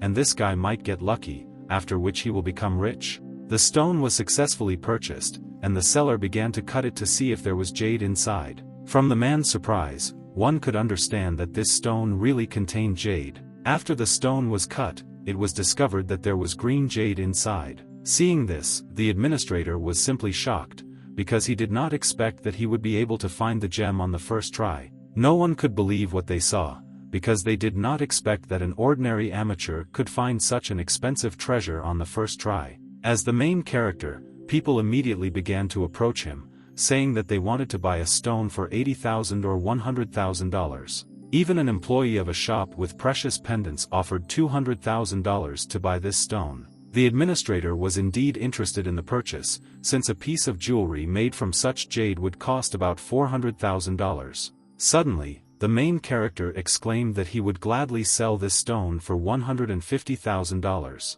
But he will leave the remaining $50,000 to teach his assistant a lesson, because rich people don't drink cola. That is why the administrator yelled at the girl, telling her to return to the office and take care of the documents. Because workers like her simply scare away customers. Thinking about everything that was happening, Kurumi realized that this worker would now not even be able to afford to buy a cola. After 10 minutes, 3 more jades were discovered. One of them was glass, the other was imperial green, and the third was red jade. In the past 10 years, the entire market had not discovered as much jade as this guy had discovered, and people even began to think that he was a magician. People even started asking this guy to teach them how to find, not in principle, but he just kept saying that you need to practice more. Suddenly, some guy came up behind the main character and decided to draw attention to himself. The two scoundrels snuck up behind them and were very happy that Kurumi had found so much jade, but they wanted to buy these stones from him cheaply. Starting to laugh, the impudent man exclaimed that they had been in this market for a long time, so they would not leave him offended. The young man could not understand what was the matter, and wanted to find out if they really wanted to take the jade away from him. At that same second, another man began to approach and decided to ask the hooligans if they still had courage. This man was accompanied by an incredibly beautiful girl, and also dressed in clothes like a rich man. The scoundrel immediately noticed that it was Nip Yuan and wanted to run away from here so that there would be no consequences.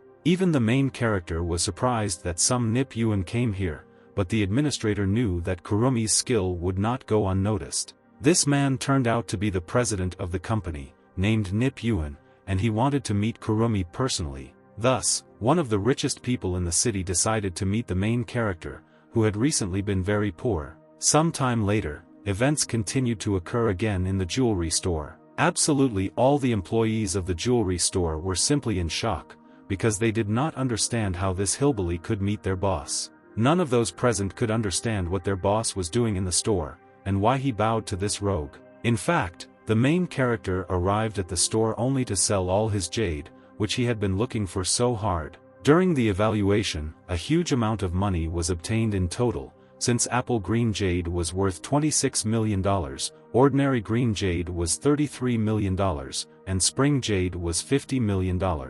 This amount was simply impressive, and Fan Kai also decided to come to the jewelry store to look at what was happening. Thanks to his unusual skill, the young man managed to earn more than $100 million in a day. The frightened girl even thought that the uncle wanted to fool him into the store, because she didn't believe that this jade was really worth that much. There was also another proposal, which was that if Kurumi agreed, then they were ready to offer $500 million for two stones, namely spring and green jade.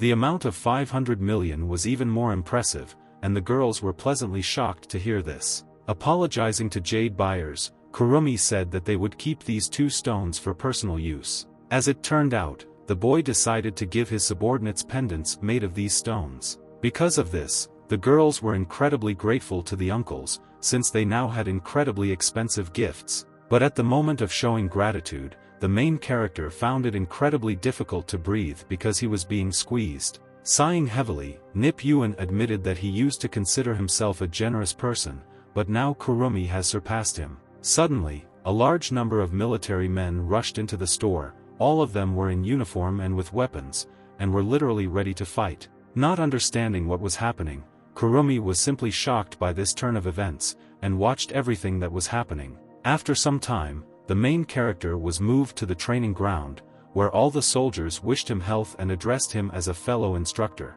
Thus, the boy immediately realized that Uncle Yun had asked for exactly this request, but the man exclaimed that if Kurumi did not want this, then he could send all the soldiers back to the Northern Fleet. The good-natured man knew that the boy was capable of this, and did not understand whether it was really difficult for him to become an instructor for these soldiers, but the hero believed that he would have nothing to teach these guys. Hearing the refusal, the man told the military to remove the rocket launcher from here, but the young man was immediately interested and wanted to know if there really was a rocket launcher nearby. The military man said that they even have such weapons, and the guy would really need them very much, especially after that incident with the hooligans in his forest. The main character understood that his comrade was telling the truth, and a rocket launcher would not hurt him on the island. This missile launcher can also be used against pirate ships during attacks. The gentleman was very sorry that the young man still refused to be an instructor, since this missile launcher is for military use only, and Kurumi refuses the title of instructor. After thinking a little, the hero finally said that thanks to the soldiers, their country has peace, and if the country needs him, then he will definitely serve. Coming closer, the experienced military man said that the guy should stop fooling around and calm down. Thanks to the mayor's best friend, Kurumi has now become an instructor for the military, and will have to train them. In order for the hero not to be bored, he brought Yen Man with him, who was very glad to be here, since he would no longer have to constantly look at the radars. The young man's best friend also did not understand why he got up so early, but as it turned out, he is now a drill sergeant, and this is his job. As a sign of gratitude, Kurumi also decided to give a gift to his comrade. This gift turned out to be a watch with an emerald, since the hero considered Yen Man to be a really good guy. The friend happily accepted this gift and thanked his comrade, saying that now he is truly an influential person, since the soldiers treat him with respect. These soldiers were truly the best of the Northern Fleet, and some of them would soon become lieutenants. Other soldiers who will be the most successful may even become captains. That is why his comrade doubted that Kurumi would be able to cope with such a difficult task. Smiling, the main character understood that it was hard to believe, but he would do everything possible to adequately train the soldiers. Thus, the young man rushed to train the soldiers, and decided to ask them what they were doing, and what they were currently doing in their training program. The soldiers decided not to answer and said that Kurumi was the instructor and he needed to train all the soldiers. One of the students decided to turn to the guy and ask what the instructor would teach them. Laughing, the hero exclaimed that the soldiers had chosen an instructor with the best combat skills, so the training would be combat. I don't understand anything. The students were simply shocked because they did not expect the instructor to be so decisive. After which, the chief instructor announced that whoever can withstand his 3 blows will receive a reward. One of the strongest soldiers decided to go into battle with Kurumi, since everyone considered him a weakling. The determined guy understood that he could literally kill the new instructor, because he was too strong for him. Despite this, the hero decided to give the soldier a head start and told him to attack first. Using his advantage, the young soldier sprang into action and began to swing his fist to strike. But at that very second, the boy noticed that the instructor was using some magical abilities that were invisible to the human eye. After just one blow, Kurumi pushed away the strongest soldier, and he crashed into a tree. The force of such a blow was truly impressive, since with just one push of the hand it was possible to throw the soldier several tens of meters away. The alarmed soldiers did not understand how this could happen, since the instructor's opponent was very strong. Some of those present even began to worry about the rival instructor, and decided to ask him if he was okay. Fortunately, everything was fine with the guy. Kurumi exclaimed that he knows that in front of him are all soldiers and they should be proud of it because they have the right to do so, but they should remember that in this world there are many people who are stronger than them and they should not forget this fact, and don't allow yourself to be blinded by your pride. After all, the task of the instructor at this training ground is to make absolutely all soldiers much stronger. Absolutely all the soldiers realized that they were wrong because they underestimated the chief instructor. The good-natured guy told all his charges that they now needed to go to their tents because breakfast was already being prepared, but one of the soldiers said that they were ordered to cook themselves. This statement greatly angered the main character, and he decided to deal with this whole situation. The guy asked all the soldiers if they really wanted to cook for themselves, and the soldiers agreed that they would not like to cook, and would happily eat food that had already been prepared. After laughing, the other soldiers decided to ask Kurumi if he wouldn't go broke buying so much food, but there are a lot of resources on this island and he can afford it. Some time later, events continued to occur in the business center of the city. The worried young man asked his friend if she was really going to leave. As it turned out, it was Fan Kai's mother, and she said that she was really going to leave because she no longer regretted losing the restaurant and was ready to start a new business. Having come to terms with the loss of such an employee, the boy said that he would accept it. Kurumi also decided to treat his old friend and asked one of the restaurant workers to pour her some wine. Fan Kai and her friend were fascinated by such generosity and said that they also drink wine. But the main character was against this, since the girls were only 17 years old, and they could only drink juice. The next morning, the event continued to occur in an unknown house, where the young man was. In the morning the guy woke up, and he couldn't believe that he was so drunk that he broke into someone else's house. Looking around, Kurumi couldn't figure out where he was. And looking at himself, the young man could not understand who he was with yesterday, and what he did when he was drunk. A week after Fan Kai and her mother left, events continued to occur on the island. The island also added more workers. One of them was a local hooligan, and the second was a former Special Forces captain.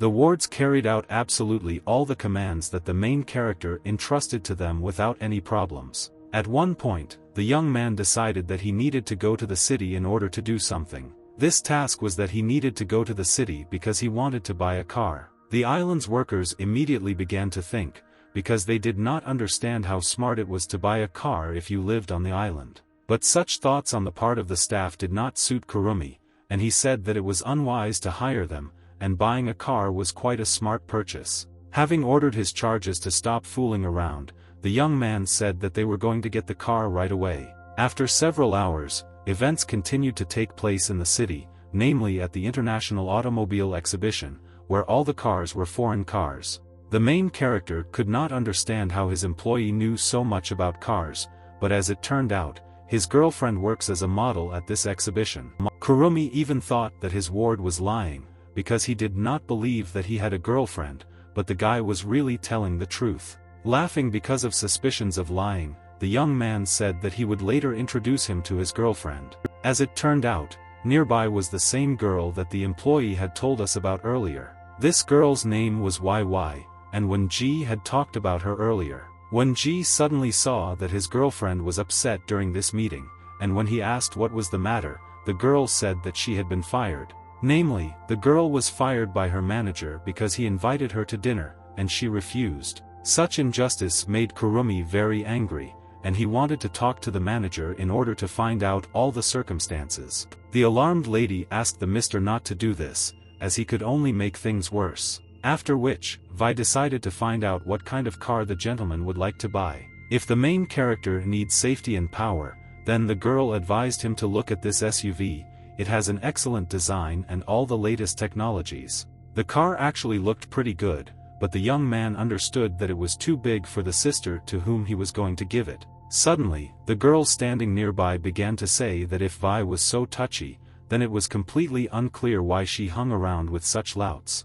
At that moment, the two guys realized that these scoundrels had probably just come out of a plastic surgery clinic, and they also had ugly handbags. Another exhibition worker exclaimed that this is an international car brand, and she strongly doubts that Kurumi will be able to afford to buy it. This behavior made Wenji very angry, and he asked the girl to repeat what she had just said. The young man also heard that this lady was discussing that Vi had found herself a beggar who was not able to buy even such a car. Unexpectedly, the girl almost began to cry as she began to feign pain from being grabbed by the arm. Continuing to simulate, the impudent lady screamed for someone to help her from the crowd of people. Suddenly, an elderly man ran up and wanted to find out what happened. It turned out that this elderly man had a rather young wife, and it was she who began to slander Vi. The offended girl immediately rushed to her elderly man and told him that she had been offended here. As it turned out, the same owner of the jewelry store was at this party, and he wanted to know what Kurumi was doing here. Feeling inconvenienced, the young man decided to say hello to his friend and asked him if this was his wife. The gentleman also began to feel a little anxious, since this girl was not exactly his wife. In fact, this girl was an escort whom Mr. Nip had previously hired. The old man came closer and saw that Kurumi was a friend of Mr. Nip, and he agreed to forget about this incident if the guy did not apologize to his wife. But the main character was not at all happy with the fact that he also needed to apologize in this situation. Feeling intense rage, the man shouted that in this case he would no longer hold back and would use force. Mr. Nip did not defend his client, and said that he should not really hold back the force, but if something went wrong, he warned him. As he began to leave, the gentleman also said that he had changed his mind about signing a contract with an older man, and the escort came closer and said that she had also been yelled at. Looking at the girl, Nip ordered her to be silent, because she was not his wife to indicate. All these events were quite funny for the young man, and the old man could not understand what kind of past this guy had, and why Nip himself wanted to make friends with him. Thinking a little better about the situation, the elderly man exclaimed that there had been a misunderstanding between them. That's why he decided to excuse Kurumi just like that, and said that they should forget about this incident. The main character agreed with this statement and said that the man's manager fired his friend's girlfriend for no reason, and the lady nearby also insulted Vi, who had recently been fired. That is why the young man believed that money could do anything, so he took out a bank card and said that it contained $100 million. Because of this misunderstanding, he is able to use a bank card to give money to the killer and get rid of the scoundrel who dared to offend an innocent girl. Taking this insult, Jig's elderly husband immediately kicked the girl out, saying that she was fired. Feeling very angry, the man also told the scoundrel to tell the manager that he was also fired. Looking at everything that was happening, Ji and his girlfriend were simply shocked, because they thought that Kurumi was an ordinary businessman and sells fish. No one had noticed that he was so cool before.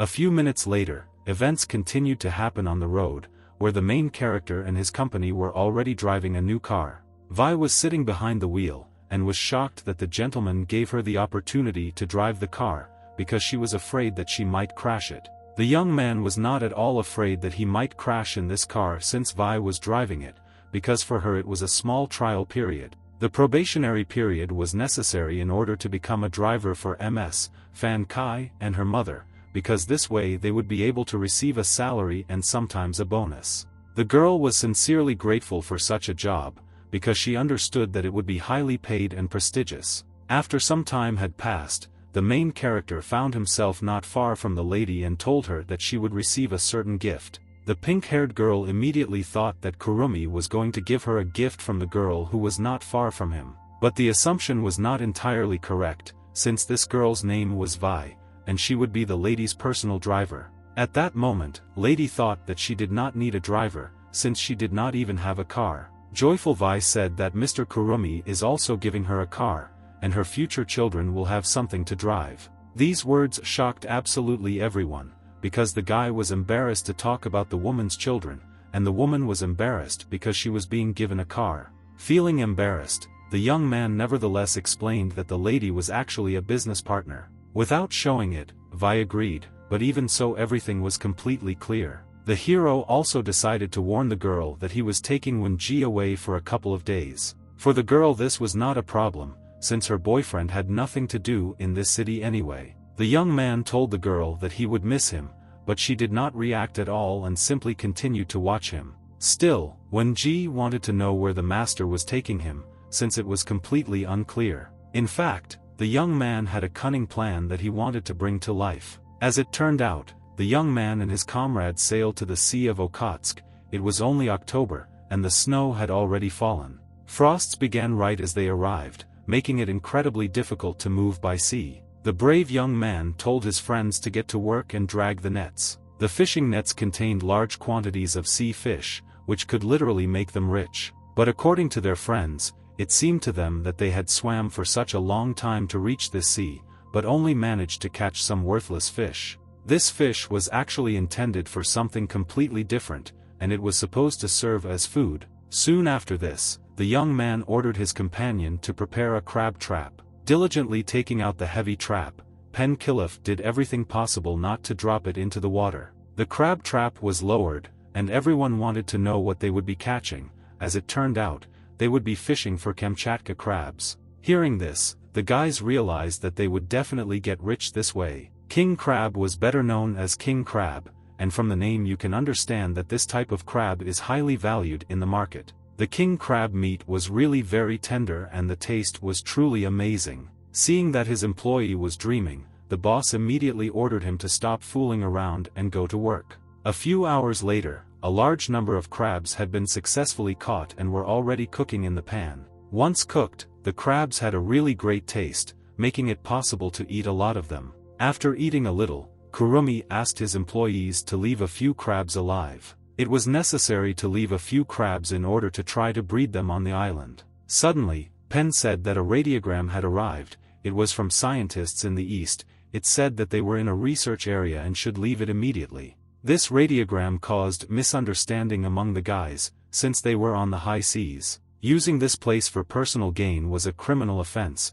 and there was clearly something fishy going on here. Sighing heavily, Kurumi told his men that for now they needed to take care of the crabs they had caught. Looking at his friend, the comrade suggested that he was behaving very strangely, because he looked somehow sad. When asked about his well-being, the guy did not react at all and told his workers to just do their job. A few minutes later, the main character went to the top of the ship to do something unusual. The boy had an unusual technique, thanks to which he could use his ghost for personal gain. Thanks to this unusual technique, the body could be left on the ship, but with the help of a ghost, it could be moved to anywhere in the world. The smart guy had an unusual plan, which he was going to implement in exactly this way. After quite a long time, the young man and his team found themselves in warm regions, where it was no longer so cold. The comrade also woke up and decided to ask Kurumi why he got up so early, but he replied that he decided not to stop and bring more individuals to their island.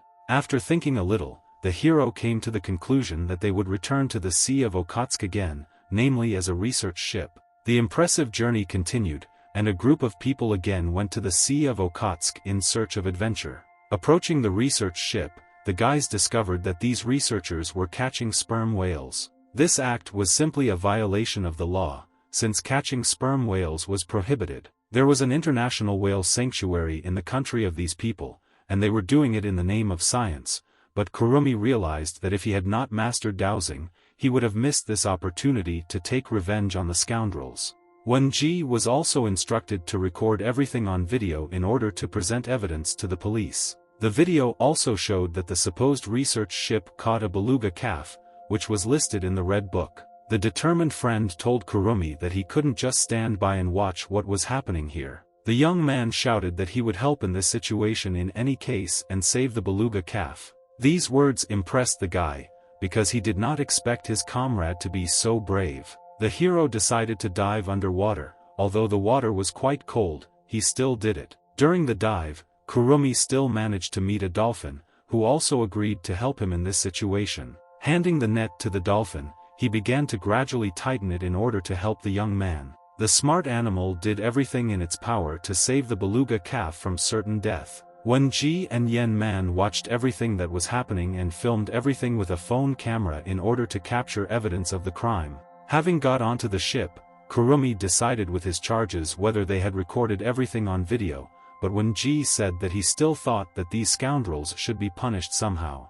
According to the hero, this idea was really good, since poachers need punishment. Starting to laugh, the boy exclaimed that the fun was about to begin, because the animals that previously helped underwater had to do something that would make poachers think about their activities. Revenge on the poachers began, and a large number of animals rushed to the boat of the criminals at once in order to take revenge on them. The frightened men did not understand what to do in this situation, since previously their activities had remained unpunished. Observing everything that was happening, Pen managed to see that the ship of their enemies simply shattered into pieces. This event made Yen Man incredibly happy, but the other guy still checked with his boss whether they would save people. In any case, according to the law, it was necessary to save these poachers. But if there are sperm whales nearby, then the guys will have to swim to another ship themselves. Although this act was not entirely legal, in fact, the hero did not violate anything at all, because these people may not swim even 2 miles in the cold sea.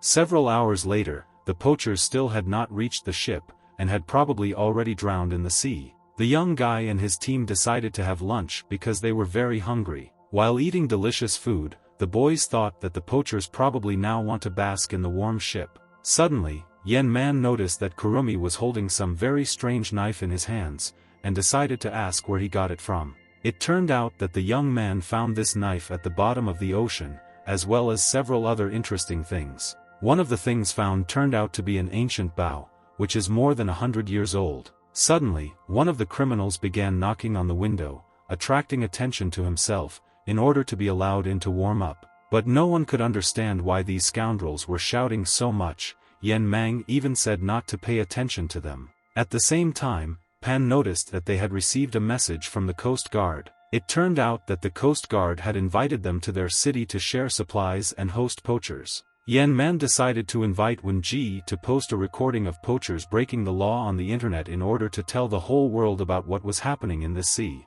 After all, thanks to this video it will be possible to scare absolutely all poachers in the world so that they do not break the law in the future. Hearing this, the scoundrel immediately panicked, because they understood that in this way their destinies would be destroyed. A few hours later, the guys were already in warm regions, and looked at the criminals who had suffered greatly from the cold. Looking up at the sky, Wenji discovered something unusual that he never expected. It turned out that helicopters began to fly very close to the ship, and a giant ship also sailed closer. Feeling dissatisfied, Pan realized that it was the Coast Guard and they were very annoying because they were often bribed. That's why the guys were confused by the Coast Guard, because they thought that the poachers were in league with them. One of the poachers started screaming and laughing hard because he realized that he would go unpunished. The arrogant scoundrel insisted that if Kurumi and his team kneeled down and apologized, their prison sentence would be reduced. The entire team was alarmed by what was happening, and they did not understand how to proceed further in this situation. Only the main character could resolve this conflict and do everything possible to avoid ending up in prison. The giant ship was already very close to Kurumi's team ship. A large number of people began to board the ship, dressed like officials. According to the young man and his comrades, their affairs were bad, since the people in front of them looked like some kind of diplomats. During this time, Kurumi tried to remain calm, and told the entire team not to worry either, since nothing bad was going to happen. Unexpectedly, people in formal clothes bowed before the master, as if they respected him, and the man decided to greet Kurumi and introduced himself. His name is Sun Jianyong, and he was a representative of the General Council of China. Along with him came a Coast Guard captain and a major from the nearest town. With the help of a video that was posted on the internet, Kurumi literally became popular, since the video showed how the sailors were rescued, and now Kurumi was simply the pride of China. That is why the major from the nearest city suggested making the main character an honorary citizen, and he can come to their city at any time. The young man became uneasy as he realized that the situation was out of control and he was completely misunderstood. Now the guy who wanted to teach poachers a lesson has literally become a state hero in China. Kurumi was literally a landmark in China, and many reporters began interviewing him. After several hours, all the interviews were finally over and the guy could breathe a sigh of relief. Yen Man decided to turn to his comrade, and still wanted to find out something. The friend was incredibly interested in what the Chinese authorities would do if they found out that it was they who sank this ship. A few more days passed, and the travelers again found themselves in the ship and sailing in an unknown direction. A bluefin tuna was swimming not far from them, and it was beckoning to catch it and eat it. But every person present on the ship understood that the tuna was too fast and literally impossible to catch. Even the main character realized that he could not catch tuna while in the water. Suddenly, a white whale calf surfaced nearby, and seemed to want to say something. Looking at this sea creature, Kurumi immediately realized that this was the same baby whale that they had saved earlier. Meanwhile, events took place in the capital of the eastern part of the country, where there was a large concentration of political power. Some politicians were simply shocked by the discoveries that were made at sea. In the video that was posted on the internet, officials discovered certain artifacts called Kiku Monogatari and Yusuji Yumi. This angered the officials greatly, as they realized that these items were the lost treasures of their country. The unknown man was the angriest of all, and ordered his wards to find this guy, who was able to find such rare artifacts. On the way back home, Kurumi subjugated the minds of white sharks, bluefin tuna and other fish. Thanks to his magical abilities, the young man made a good catch. Now there should be even more fish on their island. This fish was simply gorgeous, but the guy sometimes thought that perhaps sharks could eat other more benevolent inhabitants of the ocean. A week later, the city hosted an opening ceremony for a fishing company called the Four Seas. Fan Kai discovered that the uncle had finally returned to the city, and was very happy about it. The curious girl decided to ask the uncle if he had fun during the trip. In fact, this made the guy very angry, because he wanted to find out who told her that they were on a trip. Fan Kai's mother was also nearby, and she was very happy that the young man could also come to the opening of the company. To everyone's surprise, in such a short time the lady managed to open her own campaign, and Kurumi decided to give her a small gift. The woman was a little embarrassed by this, and she immediately blushed, because she did not understand why these formalities in the form of gifts. After all, they are almost like a family. These words slightly embarrassed the guy, because he did not understand in what sense they are a family. But the protagonist's friends immediately understood what was going on, and what exactly the expression about family meant. Suddenly, a man with a menacing appearance appeared, and he immediately turned to Madame Fan. At first glance, the men who came to the opening of the company looked like some kind of bandits, but they decided to congratulate the woman on the opening. Such guests embarrassed Kurumi, and he immediately decided to find out from the men who they were and what they were doing here. The man with a threatening look was called Crazy, and he immediately wanted to discuss the rules for opening this company. Not understanding what was happening, the young man immediately decided to ask what rules we were talking about, but the man was very angry, and he thought that his interlocutor was pushing himself. Suddenly, the lady handed a certain envelope to a man named Lin and asked for forgiveness for the trouble. There was money in the envelope, and she asked Lin to go. After all, they were going to talk about all the upcoming matters later. The scoundrel also exclaimed that he remembered Kurumi, and would not tolerate such antics next time. Observing everything that was happening, Yen Man was already ready to fight, and decided to ask his comrade whether to help him resolve this conflict. But the young man was determined and said that he could handle everything on his own. At that very second, the lady decided to stop him and asked him not to do anything. Lady again, his reputation means a lot to him, but having problems on the day the company opens is a bad omen. In this connection, Mrs. Fan told Kurumi that on this important day for her, it was better for them to be together. This statement embarrassed the guy, and he agreed with the woman, saying that in this case he would deal with the scoundrel tomorrow. The joyful woman was grateful to her friend because he listened to her. Looking at everything that was happening, the comrades saw Kurumi literally beaming with happiness, and they almost went blind from it. Meanwhile, Lin was thinking that that young guy didn't know how to behave, and he wanted to show him what manners were. Some time later, at an event, the bandits learned that Kurumi had really good connections with many influential people, and immediately began to think that it might be better to leave him. The arrogant boss believed that these were just ordinary businessmen, they could not even be considered men. Suddenly, the event heard that Major Chen Pinhai was congratulating Kurumi for opening the store, and this immediately shocked them. Also, the regional mayor decided to congratulate the lady and the main character on the opening of a new business, and the commissioner of the North Sea hastened to congratulate everyone. Unexpectedly, someone decided to approach the villains, because they wanted to talk to them. It turned out that it was Yen Man. He was very angry with the bandits, and wanted to discuss with them the conflict that had arisen not long ago. The bandits' ward shouted that all the local influential people were really gathered here, but the man continued to convince him that he should not panic. Thus, the conversation between Kurumi and the badass came, and now they needed to discuss the rules. As soon as the conversation began, the bandit immediately began to apologize for this misunderstanding. The young man did not want to forgive such an insolent man at all, and said that no one dares to treat ladies like that. The impudent man literally began to beg to be released, but the main character had no intention of holding him by force. But in return, the bandit had to approach the mayor of the city and tell him everything himself. The frightened scoundrel realized that in this way they wanted to teach him a lesson, but he did not even believe that he deserved such a harsh punishment. In Lan's opinion, this punishment was too cruel, and he would rather fight the guy and win the battle than approach the mayor and talk about crimes. As soon as the criminal began to swing his fist in order to strike, he was immediately stopped by his charges. Coming closer, Kurumi began to convince the bandit that he should not panic, since it was just a dislocated arm. The young man even began to communicate quite politely with the man, and he immediately calmed down, because he thought that he was safe. At that very second, the boy exclaimed that he would not tolerate the scoundrel being near him and being his enemy. The distraught man began to scream in fear, because he understood that in this way he would simply be sent to prison.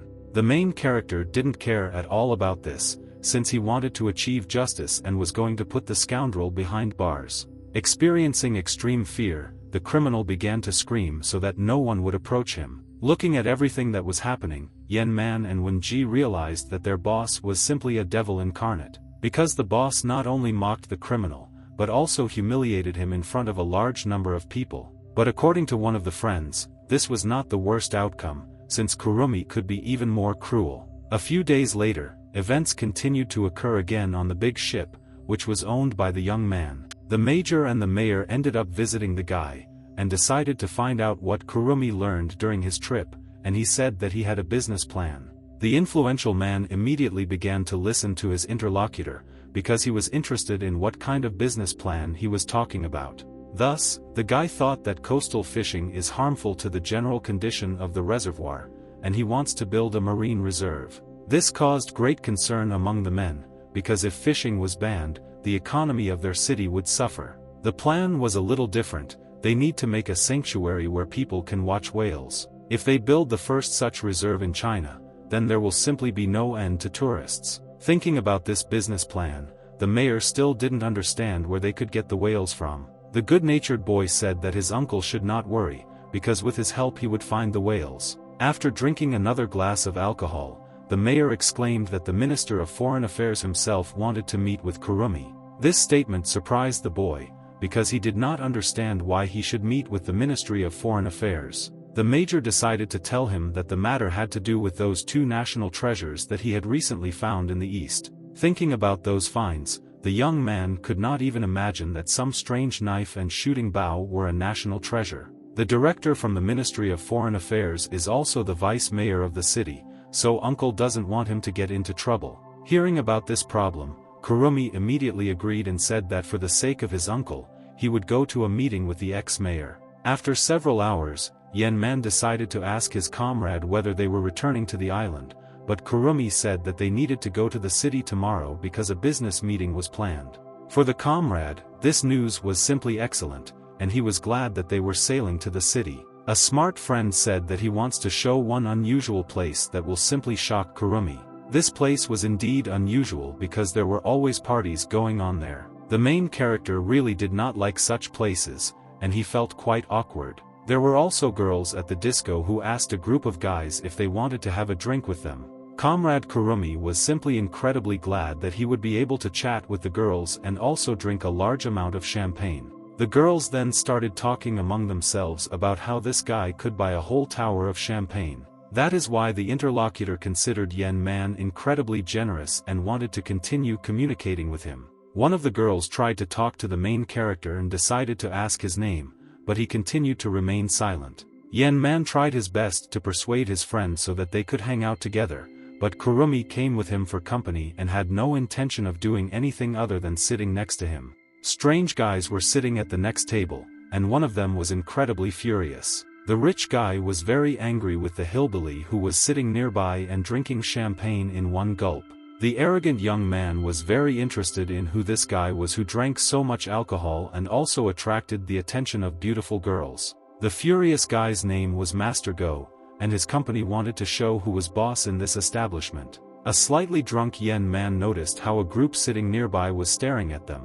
The smart young man immediately realized that the company nearby was looking for problems, and he was just bored. Those same scoundrels came closer and immediately addressed Kurumi, but were rather impolite. The rich guy's ward said that Master Go wants to meet Kurumi, but the main character did not want to get acquainted with the losers, and said that they should leave while they could, because he was not interested in their children's games. The impudent behavior on the part of the young men greatly embarrassed the insolent people, and they immediately wanted to fight. Suddenly, Master Go told his charges that there was no point in developing a conflict, and they should leave. In fact, the rich guy thought that the time to fight had not yet come, and he would still take revenge on Kurumi for not being polite. Sitting next to the girls, Yen Man realized that they were approached by just a bunch of children who imagined themselves to be gangsters. At the same time, Kurumi noticed that these gangsters were trying to block the exit, and he was about to go and check. Yen immediately shouted that he should be the one to go and see what happened there. This caused misunderstanding for the main character, because he thought that his friend did not like his company in the form of 2 girls. The ladies also began to convince the guy that he was really strong, but there were too many enemies, which is why he had to stay here. Sighing heavily, the young man resigned himself to this fate and continued to sit with a pleasant company of girls. Starting to cry, Yen Man shouted that if Kurumi went there himself, then the girls would clean up this club on their own in the middle of the night. At first, my friend had a misunderstanding, and he didn't understand what all the cleaning had to do with it. But then everything was completely clear, since during the fight a large amount of furniture and expensive alcohol were destroyed. The bandits began to panic, and Master Go did not understand what to do in this situation, although he still wanted to take revenge on Kurumi. The girls not far from Yen Man could not calm down and continued to order large quantities of drinks. After the fight with the unkind guys, Yen Man's company began to take care of him,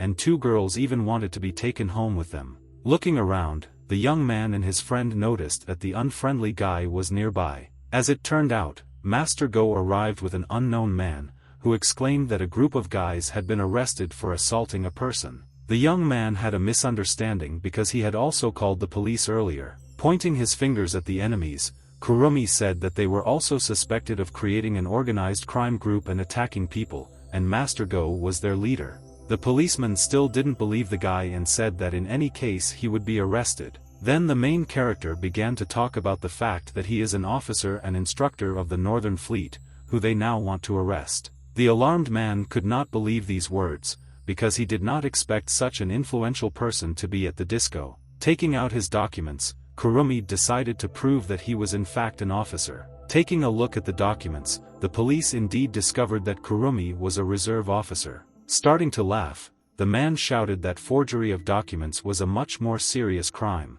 The policeman's hand immediately reached for the holster, where the service pistol was located. The brazen policeman pulled out a gun and told the group of guys not to make any sudden movements. Looking at this corrupt cop, the young man realized that a good fight was planned. Smiling maliciously, Kurumi decided to ask the dirty cop if he would really shoot. Suddenly, the bandit grabbed the pistol that was in the hands of the policeman. Although in fact this whole situation was quite awkward, since the master was still just a child, but he had already grabbed a gun and began to threaten someone. Instantly the main character began to take something out of his pocket in order to use it to his advantage. This was also the gun that Kurumi presented directly to his opponent's forehead. Putting away the pistol, the young man said that in any case he would not get his hands dirty because of such an impudent person as Master Go. Starting to laugh, Kurumi asked his friend to remove this evidence as it could be used against them. Meanwhile, the policeman was shaking in fear as the firearm was seized due to illegal use.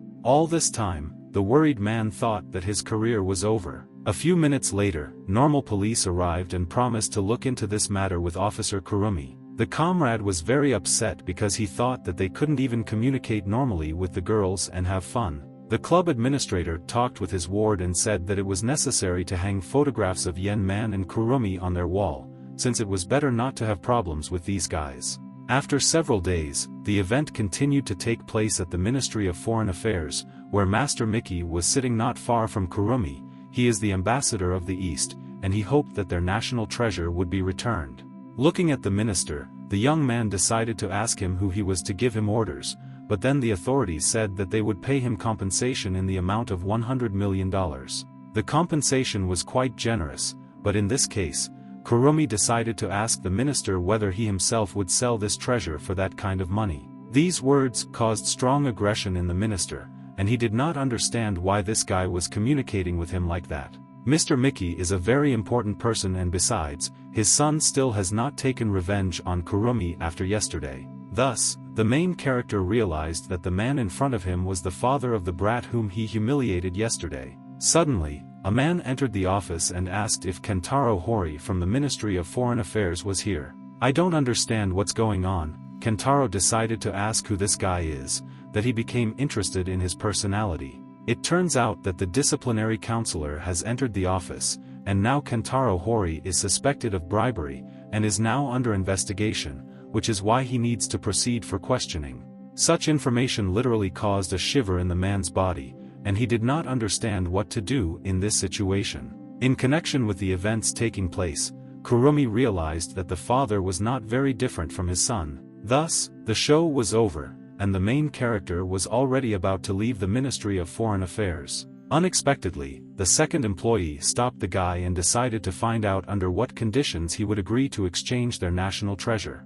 Looking at the man, the young man immediately began to think about what he would get in return for such expensive finds. Suddenly, Kurumi exclaimed that he wanted to get a treasure called the Zetan Loot, and also, he needs to get a second treasure called the King's Golden Scroll, and the third treasure, called a Sitting Statue. These treasures were located on this land, which is why Kurumi is ready to exchange them for his finds. The employee of the Ministry of Foreign Affairs was simply shocked, and he saw that the Mr. really had good requests. As he began to leave, the boy said that the ministry would still have time to think, but for now he was saying goodbye to them. Several days passed after this incident, and events continued to occur on the island. For some unknown reason, the major was incredibly angry while he was watching his soldiers. Watching the uncle, the young man did not understand at all what was going on, because he saw that the man was very angry. Sighing heavily, the uncle wanted to say something, but at first he only said that it was good that Kurumi had come.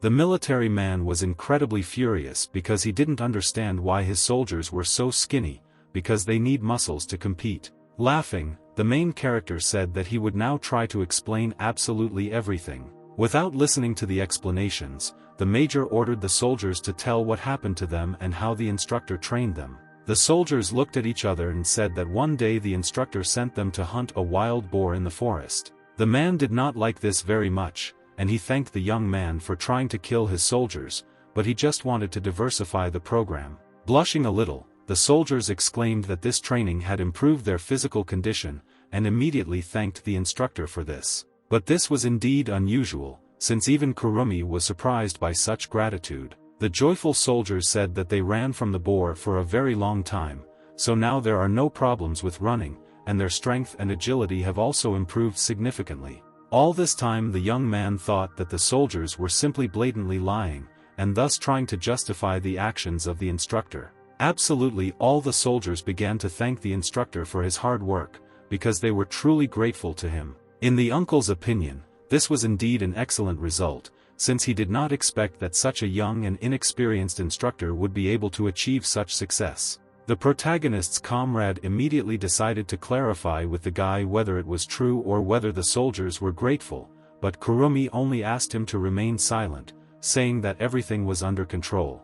At that same second, the boy's phone rang, and he realized that this call could be important. Taking his phone, the young man received a call from Mickey and said that he had already stated his conditions, not understanding why they were calling. As it turned out, the partners called because they agreed to the conditions of the main character. The authorities also notified that they were ready to exchange treasures, and for the guy this news was incredibly joyful. Even the major heard that people from the east were already ready for barter. This event also greatly vindicated the man, since he was glad that the return of the treasures to their homeland would be a great event. A moment later, the man was already quite serious, and notified the guy that there would be an important event soon. The young man began to get nervous because of his interlocutor, as he saw how his mood was rapidly changing. Waving his arms, the military man said that the guys needed to dress appropriately, since they were dressed like homeless people. Kurumi was immediately offended because he thought he looked pretty good,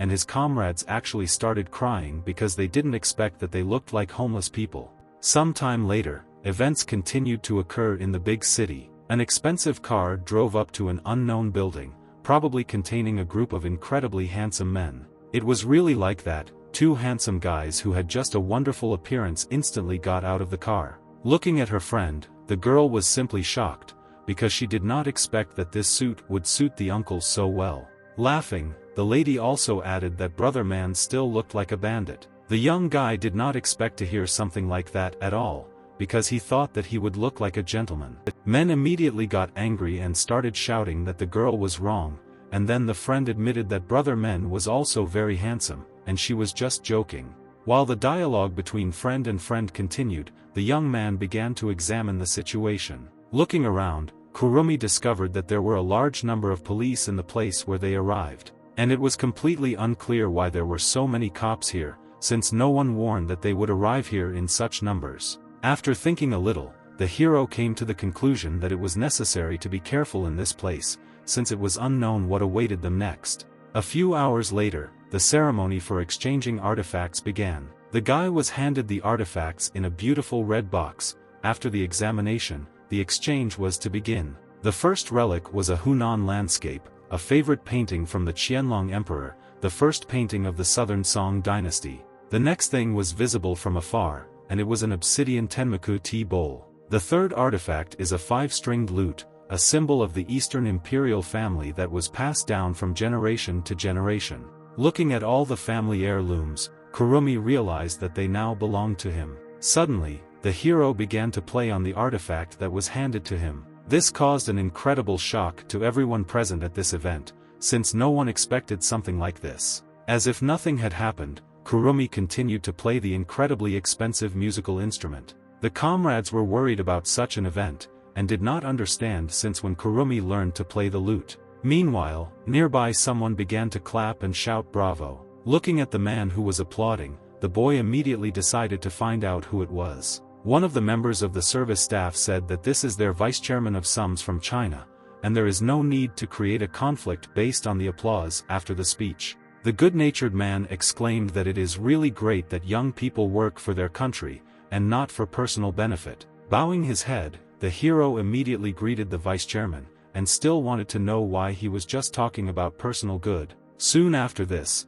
the men decided to say hello, and shook hands. Looking at the chairman, the boy realized that something was probably wrong. Realizing that some problem might arise during the exchange, the young man immediately decided to ask the deputy if everything was in order. Looking at his interlocutor, the chairman could not understand what was the matter and why the guy asked this question. As it turned out, Kurumi was just nervous, and because he was worried, he gave up this question, but then said that everything was fine. The hero decided to tell himself a little, and clarified that he knows a little about medicine and the chairman's pulse can tell that he has a disorder of the pancreas, which is why he advised him to visit the hospital soon. These words really surprised the chairman, and he realized that Kurumi was indeed a real talent, but also wanted to know what the guy was going to do with the treasures. Hearing this question, the boy understood that he needed to look peaceful, but he only came here to take the treasures and not talk to anyone else. Unexpectedly, an outsider exclaimed that such treasures should belong to the nation, because the interest of the nation comes above personal interest. This man turned out to be the vice-mayor of Qingdao, named Li Wei. The vice-mayor had selfish goals, and he thought that if he dealt with this situation, the deputy chairman would immediately promote him. Seeing this man, the young man immediately realized that this was the same kind of SMR who asked the Ministry of Foreign Affairs to find him, and he thought that the man was on Dongguk Island and wanted the treasure to be returned. Reporters were immediately shocked by this statement, because it was a sensational statement that the deputy mayor was really involved in this matter. Sensing danger, the man immediately exclaimed that this was complete nonsense and he would sue for libel. The young man actually didn't mind, because he understood that in this way the commission would learn the truth about this man. All this time, the deputy was watching the guy and stood silently nearby. Realizing his guilt, Kurumi explained to his deputy that he would gladly give the treasures to his country, but such rulers of power who, by any means, make their way to the top, upset him. The events were indeed dramatic. Men and Fan Kai watched everything that was happening and were simply shocked. Continuing to smile, Deputy Song told the guy that he knew what he was going through, but the entire organization should not be judged by such people.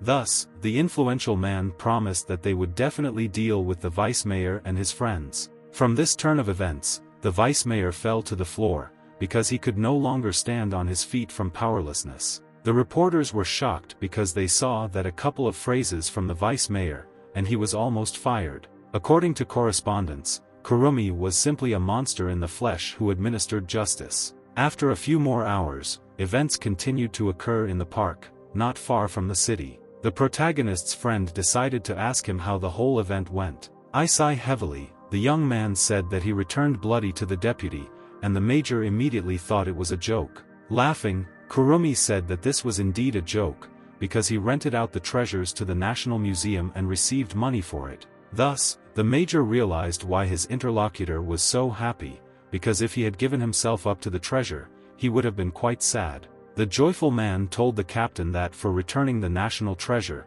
the country decided to reward him with his own ship. This news was impressive, because the guy would never have believed that the state decided to thank him. The hero immediately wanted to know where his ship was, but the major explained that first he needed to help his country one more time, and then he could take it. Realizing everything that was happening, the boy already understood that everything would not be as simple as he thought. Some time later, the plane flight to an unknown place began. Looking out the window, the main character tried to understand where they were flying all this time. Looking at the flight attendant, men immediately realized that there were a lot of beauties in Uzbekistan, and he would quickly like to be there. As it turned out, the boy was abroad for the first time, and did not know what it was like in other countries. 2 weeks before the flight, very unusual events occurred in which Uncle Ing participated. The military major gave Kurumi and his comrade passports, cash, and identification. The government was supposed to give the ship to the guy,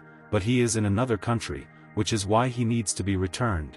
A translator was also found for the young man, with the help of which he can communicate with residents of another country. After thinking a little, the guy realized that the Chinese authorities could not do this on their own. The major sighed heavily and said that he was glad that Kurumi understood this on his own. Now the young man had a task. He needed to return the ship under the guise of a private fisherman, and his trip had to be strictly confidential. Such an unusual task immediately caused concern, but Kurumi realized that he had no way out of this situation. Returning to the events that are happening now, someone began to call Captain Kurumi. This man turned out to be Yaksan Min, who exclaimed that the deal with Uzbekistan would take place tomorrow, and today they could rest and go to the center. Men was only glad of this turn of events, because he wanted to be in the center of Uzbekistan in order to see how many beauties there are in this city. The hero was completely uninterested in this, and he said that he would not go, because he just wanted to take a walk around the hotel.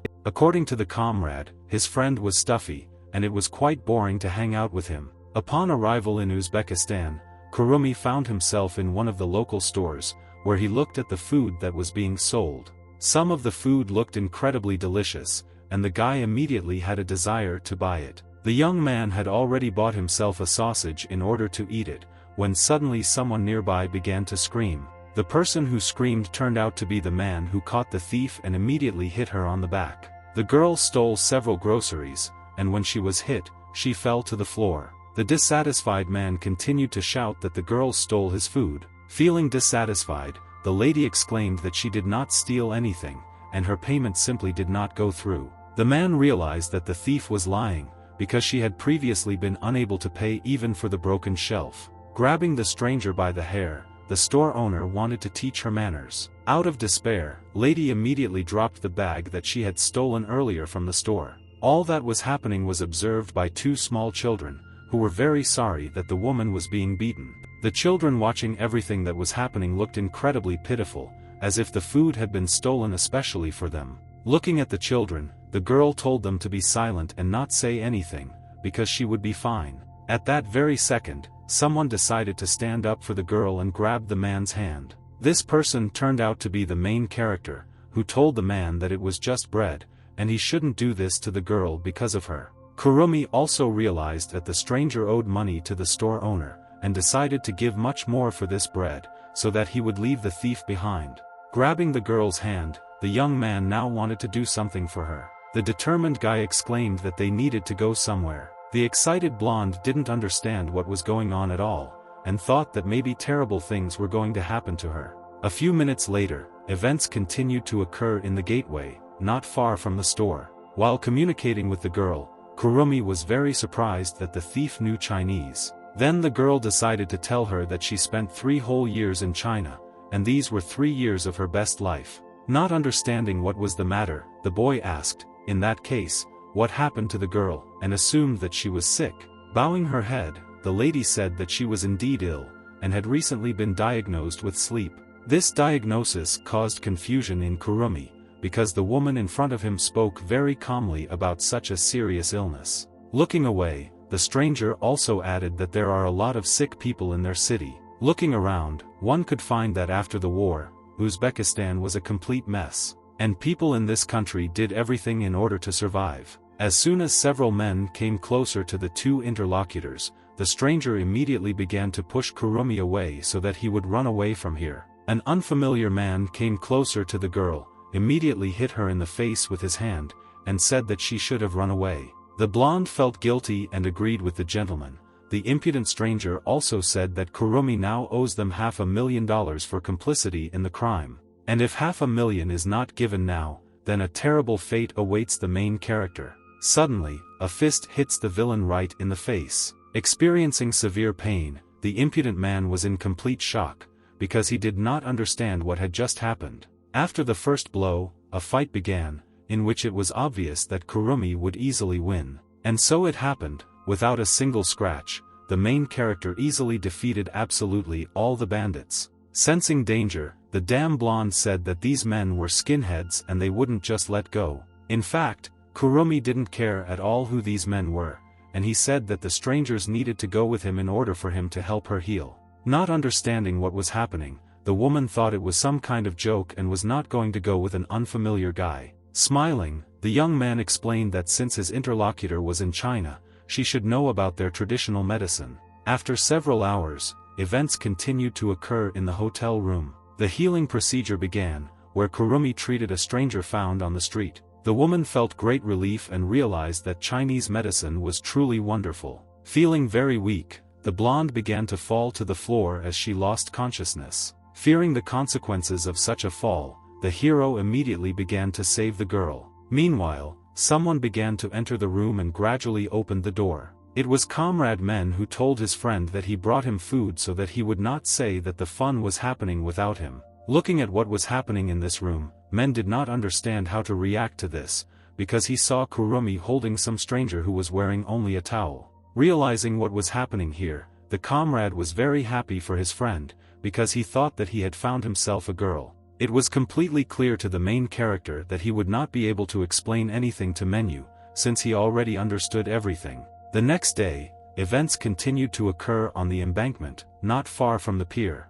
Looking at his friend, Men claimed that he was very lucky, but Kurumi only said that he just helped the girl. Continuing to laugh at his friend, the young man said that he still would not say anything to his sister, who had previously been given a car. Suddenly, an unfamiliar man approached and immediately wished Captain Chopper health.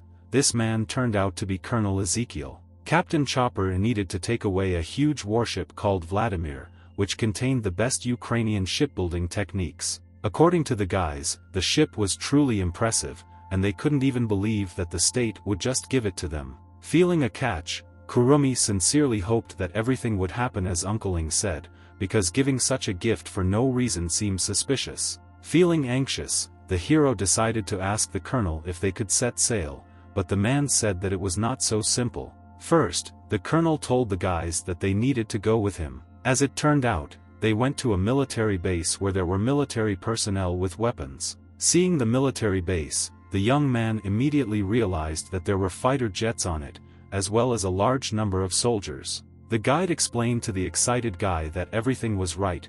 Now he knew why they had to sail under the guise of a fisherman. Since this ship cannot cross borders, it was necessary to sail through the Eurasian Straits. Starting to cry, the main character realized that the old man had simply brazenly set him up. On this ship, two guys had to sail across all of Europe and Asia, and Men only thought that he really wanted to look at the Spanish girls. At that same second, someone shouted to the narrow-eyed people to leave the room. It turned out that these were the same men who had been beaten by the main character earlier. Thus, the colonel saw that they were skinheads and realized that Captain Chopper was somehow connected with them. Bowing his head, the young man said that he was in no way associated with skinheads. That's why Ezekiel said not to worry because the captain is untouchable here. There were a large number of guys from the special forces in this room, so there would be no problems with the skinheads. Smiling, the boy said that there was no need to help him in this case, because the captain himself wants to deal with absolutely all the skinheads that are going to attack him. For the skinheads this was truly surprising, because they did not expect that one person would fight everyone. The worried lieutenant colonel did not understand why the captain made such a decision, because there were more than 10 scoundrels who wanted revenge. Moving closer to Ezekiel, Menu explained that there was no need to worry, because for the captain it was not a problem. After all, if someone tries to take revenge on such a person, then, at best, this poor fellow will end up in intensive care. And in the worst case scenario, any person who wants to beat Kurumi will end up in the grave. After the incident with the skinheads, events continued to occur on the ship. The blonde was unhappy, and insisted that she did not want to return back to her homeland. The young man did not understand what was wrong, because he cured her, and now she could calmly continue to live in Uzbekistan. He turned his head around, the stranger didn't want to go back, and saw that Kurumi also didn't want to take her with her. The girl had a gun with her, and suddenly she began to take it out. Feeling very anxious, Gina began to scream that in this case it would be better to shoot her, because she would never return to her homeland. Even a comrade told his friend that he saved her. If they returned to their homeland again, they would simply sign their own death warrant. Not understanding what to do in this situation, Kurumi decided to ask his friend what to do, and he only responded by saying that he should take them with him. The proactive young men said that if you have already started helping a girl, then you must bring this matter to the end. After thinking a little, Kurumi finally decided to do this and said that he would take the girl and her children with them to China. Gina was very grateful to her savior, and said that she knew that Kurumi was the best guy in the world. The children also began to hug the guy, because they were sincerely grateful to him, since he was their savior. The joyful comrade decided to ask his friend what he would do upon arrival. The young man came to the conclusion that it was necessary to open a charitable foundation, because it would help children from poor cities. This ship will be able to carry a lot of cargo, so it is possible to invest another 10 million in this ship. But men did not react to these words, because he saw that they had already sailed to Greece. There were a large number of long-legged and tanned girls in this country. It would be impossible to resist them. After getting off the ship, Men told his friend that he could do whatever he wanted, but he would go look for girls from Greece. This situation was quite funny for Kurumi, because he saw how worried his comrade was. Subsequent events continued to take place in Greece, namely on a gorgeous beach. Closing his eyes, the boy began to think that, in the end, rest would not hurt him either. Looking at the girls who were on the beach, the young man admitted that they looked simply gorgeous. One of the girls even smiled at Kurumi, and for him this was a sign, because he realized that the stranger liked him. Suddenly, the woman took out some kind of sheet and tried to cover the main character with it. Behind a certain blanket, only the two of them were left, and the stranger was about to kiss Kurumi. At this moment, several men who looked like bodyguards were looking for the girl. I was watching unfamiliar men. The girl was afraid of them, and it seemed that she was deliberately hiding from the mercenaries. The main character was simply shocked by such events,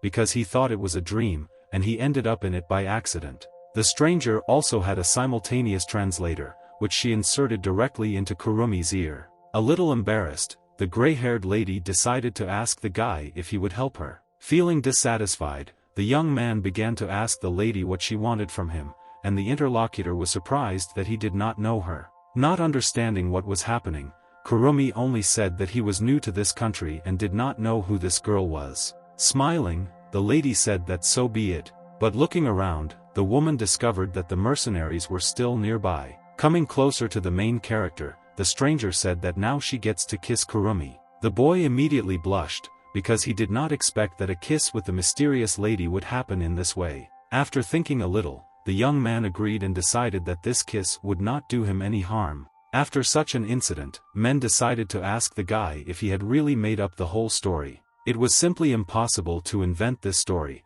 since the main character even had a photograph of the very girl who kissed him. Looking at this photo, men immediately realized that the girl was truly an incredible beauty. Looking at the girl from the photo, Gina was simply shocked because she recognized her. This girl's name was Julia. She held the title of Miss Universe, and was the most beautiful star in Greece, as well as the heartbreaker of millions. Now Kurumi felt very awkward because he realized that he was taken advantage of by the most beautiful girl in the world, and men began to cry because it was not him who was kissed by Miss Universe. Kurumi and the others later became friends with the ship's captain. Then the main character joined the fleet for a while to protect the islands from pirates. While working in the navy, other ships often contacted the hero's headquarters. The translator was very worried about the last conversation, since the Eastern Fleet was constantly teasing them and asking for money for protection. The captain constantly clashed with them, and Kurumi began to realize that these bastards looked down on them.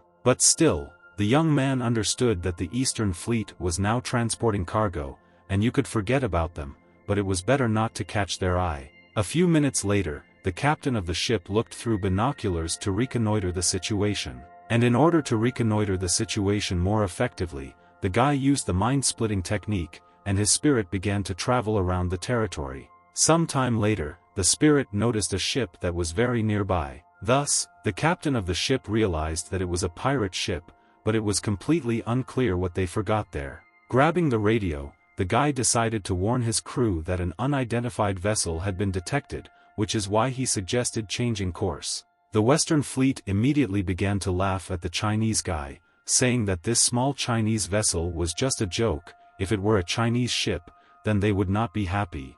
The determined young man exclaimed that he would still change course, despite the fact that his colleagues were against it. Even men realized that these pirates might not be able to cope with many ships, since they were trained to fight warships. A few hours later, two ships collided and someone was literally begging Kurumi to protect their ship. Not understanding what was happening, the main character tried to find out the situation using the radio. Realizing that his ship might be in danger, the guy shouted for the crew to keep their weapons at the ready and be ready to fight the pirates. Many sailors were ready to fight the enemies, because Kurumi himself prepared them for this. Comrade Men possessed a top-secret weapon, with which he could quite effectively fight off a large number of enemies. This weapon was an RPG, because with it was possible to fire rockets. A giant missile was fired straight at the pirate ship, and now it seemed that the enemies had no more chance. In a few seconds, the rocket should have hit the ship directly. After the hit, there was an explosion of incredible proportions, and because of the fire it was not visible whether the ship was destroyed. All crew members were very happy about this battle, because thanks to the weapons that the lieutenant colonel gave them, they were able to win the battle. The pirates instantly realized that it would be difficult to fight such strong opponents, and immediately began to sail away. Men immediately turned to the main character to say that they were safe and could sail on. Hearing this, the young man immediately realized that he had an unusual idea. The idea was that they could head right behind the pirates and attack them. In order to make the most effective attack, several more missiles were used. 3 explosions occurred immediately, because all the missiles hit the target. The soldiers who fought for the honor and dignity of Kurumi performed extremely well, as all the missiles were used incredibly effectively. Suddenly, someone on the radio said that if the captain continued to help the East, he would be paid good money. Hearing this conversation, Men immediately warned his friend that they should not help the East solve problems. The main character, in turn, wanted to look at it from a completely different perspective. In this case, they should have imagined that their team was a wolf, and it was pecked by the eagle as he prepared to eat the sheep. The wolf was about to run away when he discovered that the eagle and the sheep were not in agreement. That is why Kurumi was interested in how his comrade acted in this case. The answer was obvious, because the predatory wolf would continue to attack the defenseless sheep. So in their situation, the attack on the pirates must continue in order to win. Suddenly, the country's eastern fleet announced that it was surrounded by pirates and begged China to help them. After the successful battle, events continued to occur on the ship. Early in the morning, Men was very sleepy and felt very tired because he had not gotten enough sleep.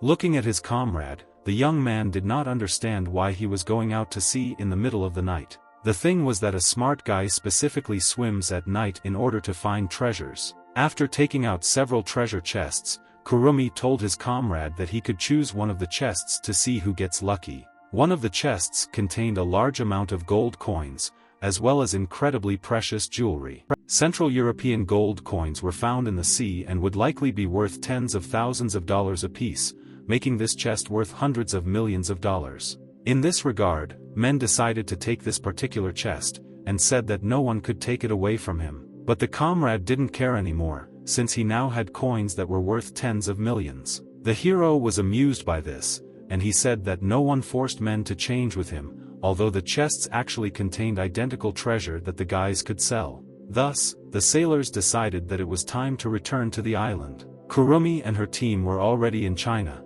and the air in their country was still fresh. One of the crew members came closer and told the captain that he needed to take a look at a certain ship. This ship belonged to a research crew, but it was not at all clear why it was moored to the pier. Also, the sailors could not contact this ship, and it was not clear whether everything was okay with the crew, but the captain said that they should not pay attention to this, and it was necessary to urgently return to the island. After a long journey, events continued to occur on the island. Having met his old acquaintance, the major was very glad that the guy returned and did a good job. The young man was indeed very happy to finally return to his home island. Seeing their son, the parents noticed that he had indeed lost a lot of weight during the trip. Coming closer to his mother, the young man decided to find out what kind of ship was nearby. As it turned out, it was a scientific research vessel that arrived with Mr. Zheng.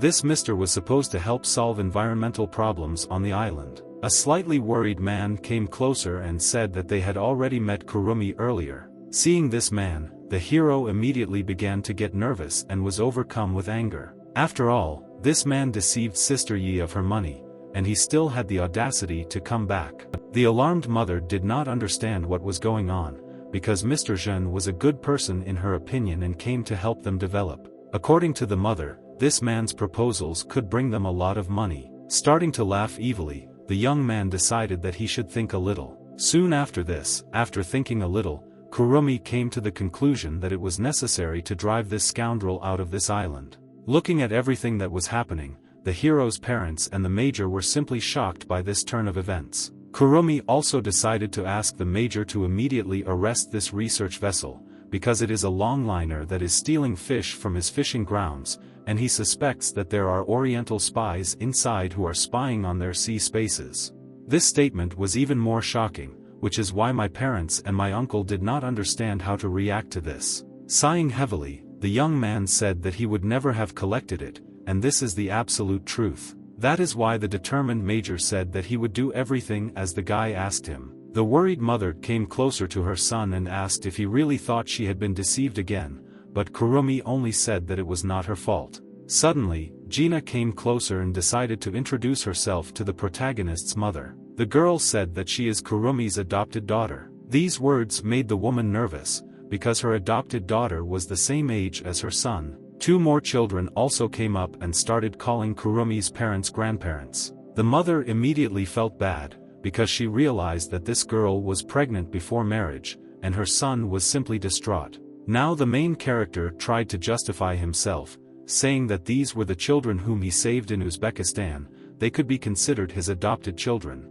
Sighing with relief, the parents were glad that these were not their son's children. Meanwhile, an old friend came up and said that there had been no news from Kurumi for a long time. The girl was quite upset because she thought that the young man had already forgotten about her. Then the girls locked eyes with each other, and enmity immediately arose between them. After a few days, the children gradually got used to life on the island and became acquainted with the sea inhabitants. The children from Uzbekistan had incredible fun because they had never seen such animals before. The main character was very glad that his island was calm and nothing threatened the lives of his loved ones. Suddenly, a certain man approached and addressed Brother Kurumi. This man was the director of the Department of Public Safety. He brought some documents that belonged to Xiao Gina, Xiao Leg and Xiao Anna. Thanks to this man, Kurumi is now a father, and he would never have thought that at this age he would already have children. Also, the director of the Department of Public Security reported that the back of the fishing boat was found,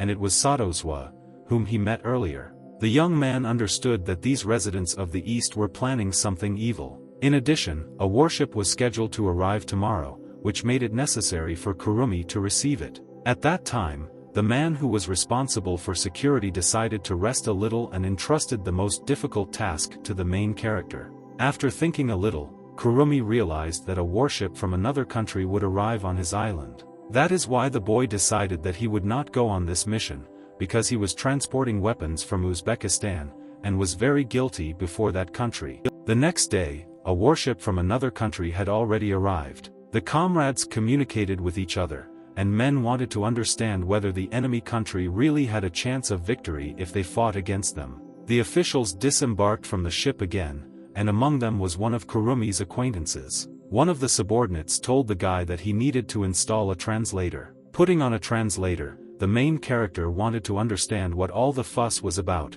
and asked the vice president about it. Suddenly, a helicopter began to fly nearby and also landed on the island. A certain man came out of the helicopter, who looked very much like the king. Looking at the unfamiliar man, men immediately wanted to rob him, because he looked very rich. The major immediately struck the guy for such thoughts, since he was the greatest man of the Christian professions in their country. This man's name was Patriarch Keeley, and he was very respected in all countries. Behind the patriarch stood another person. This was a senior general in the navy. Suddenly, men realized that he was talking about the robbery while they had simultaneous translation turned on. Suddenly, the patriarch decided to point directly at men and wanted to tell him something. It turned out that the patriarch saw a rather unusual ring on the young man's finger. Turning to the guy, the man immediately asked him to give him the opportunity to take a closer look at this ring. The engraving on this ring was quite unusual and the patriarch was surprised. It turned out that it was the ring that men had previously found in his chest. This old man had so much money, and it seemed that he wanted to take even this ring for himself. In an instant, the old man's mood changed, and he said that this ring of patriarch job was equivalent to a sacred relic of their church. The statement was truly shocking. The guys could not even imagine what exactly they had found. Job was the first patriarch of their church, the spiritual leader who led them forward. Of course it sounded great, but men immediately realized that this man wanted to take the ring for himself. Laughing, the patriarch said that the guys should not worry. Since the ring is in the guy's hand, it could be Job's will, and he will naturally obey his will. Thus, the patriarch decided to leave the ring to Menu so that he would continue to wear it. Also, the good-natured man decided to give the guys some kind of reward so that they would remain their friends forever. Now they will become the most dear guests in their country thanks to the unusual cross. The main character was very glad that he was given such an unusual reward. At the same time, men looked at this cross and thought about how much it still costs. The elderly patriarch wished everyone good health, and said that these two real warriors had saved many lives in the midst of the terrifying seas. Thanks to the will of Job, these two heroes are world-class masters of their state. The comrades decided to discuss among themselves whether the patriarch had really come here to give them these medals, but Kurumi believed that no matter what, they could take advantage of the advantage they received. Suddenly, some arrogant man came up and said that these two guys are more like chicken, and they cannot be heroes of the country. These words made Kurumi extremely angry, because he didn't understand what kind of scoundrel dared to express himself like that. Looking at the guy, the young man wanted to know what he had to do in order to receive this title. The arrogant guy said that there are 147 soldiers on board, and if Kurumi defeats any of them, then everyone will recognize him. They also had women and an old man on the ship. He might try to fight their pets. The captain of the ship exclaimed that they should bring their pets and show them to the heroes. Watching everything that was happening, the major decided to ask the boy what he had done again. Turning to his uncle, the young man explained to him that they had simply made a deal, and now a duel would take place. For a man, all this sounded like some kind of stupidity. After all, if he carves out this dispute, he will call it a friendly sparring match, but if he loses, then it is a shame for the armed forces of the country. Sighing heavily, Kurumi admitted that there was no way without this, because the initiator of the provocation was precisely the captain of the ship of another country. The pets of their country were incredibly ruthless, and it seemed that they were wild animals. It was probably true, since even the terrible bear was on their team. These pets even scared the guy a little, and he realized that it was true what they say that bears can be pets. The captain of the opposing team admitted that the bravest people deserve the bravest pets. Realizing that it was still possible to win this duel, Kurumi invited the scoundrel to make a bet. Turning to the major, the boy also explained to him that if he did not win, then he could do whatever he wanted with him. In fact, the young man wanted to fight because he wanted to get these two kids to his island. Rubbing his hands, the smart Kurumi prepared for battle. According to opponents, it was simply blind confidence and stupidity with which Kurumi was going to fight against wild animals. As they got closer, one of the opposing team members said that he would give a slight head start and told Kurumi to be first. The man could not even imagine how strong a seemingly frail guy could turn out to be. Suddenly, the young man realized that it was necessary to act, and hit the scoundrel with all his might. The blow was indeed of impressive power, as it caused the stranger to scream in pain. Thus, with just one blow, the enemy was easily defeated and lay on the floor. People were simply shocked and did not understand how such a frail guy could do something like that. Only one young man realized that no one could beat Sitso by luck. The stranger admitted that Kurumi was indeed very strong. Smiling, the boy exclaimed that he saw that his interlocutor was knowledgeable enough. "I'm going to fight." The unknown guy said that he recognizes Kurumi's strength, but is still much stronger than him. This man's name was Alexander, and his sisters supported him because they believed that he could easily defeat Kurumi. This even caused the hero a little anxiety, since he could not even imagine that this guy was so popular. Getting ready to fight, Alexander said that in this case they would quickly end this battle. The fight began, and Alexander easily parried the first blow. Such a movement even caused concern in Kurumi, because he did not expect that the enemy would be so dexterous. Two fairly strong opponents clashed in a single battle, and at the moment it was not clear who would be able to win. Alexander made another blow, and Kurumi missed it, because I couldn't come back. From such a strong blow, the boy fell to the floor because the blocking did not work. The smug enemy exclaimed that the battle was over and doctors should be sent to Kurumi as soon as possible. Getting ready to leave, Alexander said that the enemy must have gone into shock after such a strong blow. But this was not true, since Kurumi was conscious and was about to continue the battle. Starting to laugh,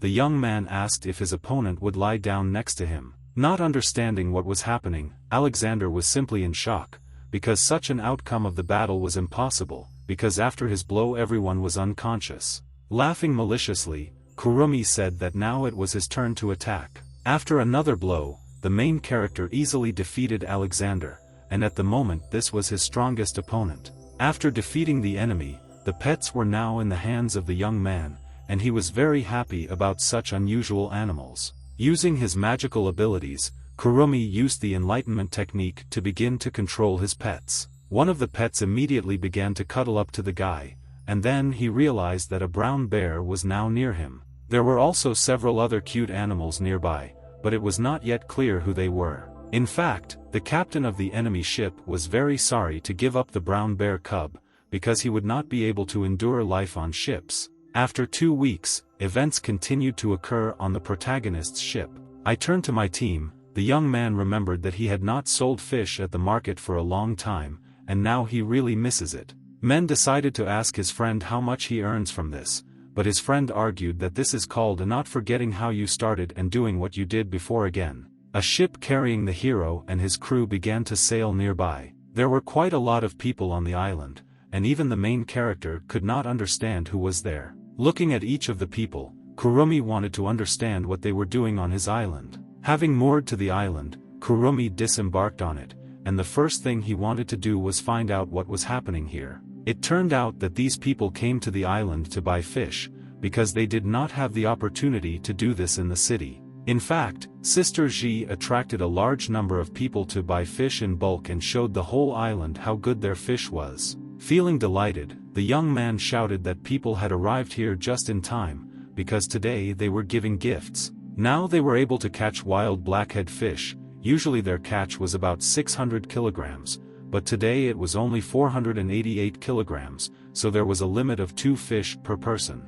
Joyful people immediately began to run up to buy fish. Some had as many as 7 people in their family, and 2 fish would not have been enough. Fortunately, there was still fish in the back room, and Kurumi was ready to sell absolutely the entire catch just to make people happy. Suddenly, a stranger in uniform shouted from the crowd, very angry. He decided to ask who allowed them to sell fish here. It turned out that it was the city manager, and the hero told him that this fish market had existed for several decades. The manager started saying that he didn't allow fish to be sold here because they were taking up the street and had a bad impact on the city. Turning around, the young man apologized to all the customers and said that he would not sell fish in this case. The evil scoundrel also said that in addition he would confiscate absolutely all the fish as punishment. Laughing, Kurumi immediately realized that the impudent man wanted his fish. The total cost of his fish was now about 1 million, and it was completely unclear whether the manager would have the courage to take it. This made the dissatisfied man even more angry, and he did not understand why the criminal was now resisting the confiscation of property. Taking out his phone, the young man said that he would first make 1 phone call, after which the confiscation could continue. The manager started shouting that no one the guy called would help him. The police arrived, and the arrogant men told them to confiscate absolutely all the things that the travelers brought to the island. Starting to get angry, Kurumi asked his comrade to call an ambulance so that help could arrive. The comrade shouted that it was necessary to call the police in order for them to deal with this case, but the hero argued that it was necessary to call an ambulance, because these insolent people would need help after he dealt with them. Unable to bear such impudence on the part of the management employee, the young man poured water on them. The villains began to freeze from the cold, since they were wet, and the manager began to shout, asking how they dare to douse them. Feeling incredible anger, the man began shouting that the young man would regret this. In fact, the guy didn't mind together, and said that he would stand here and wait for punishment. The smart guy continued selling fish again, telling all the customers to come closer. The arrogant man started calling Captain Yen and said that he had business with him. A few hours later, all the fish were completely sold out, and Kurumi wished all the customers a good holiday. Unexpectedly, the manager's subordinates exclaimed that the intruders wanted to leave, causing the scoundrels to destroy Kurumi's team's boats. Hearing the command about the need to destroy the boats, the guy immediately decided to find out how he, a government official, could break the law with such cruelty, and whether the manager was afraid that he would leave evidence in order to be brought to justice.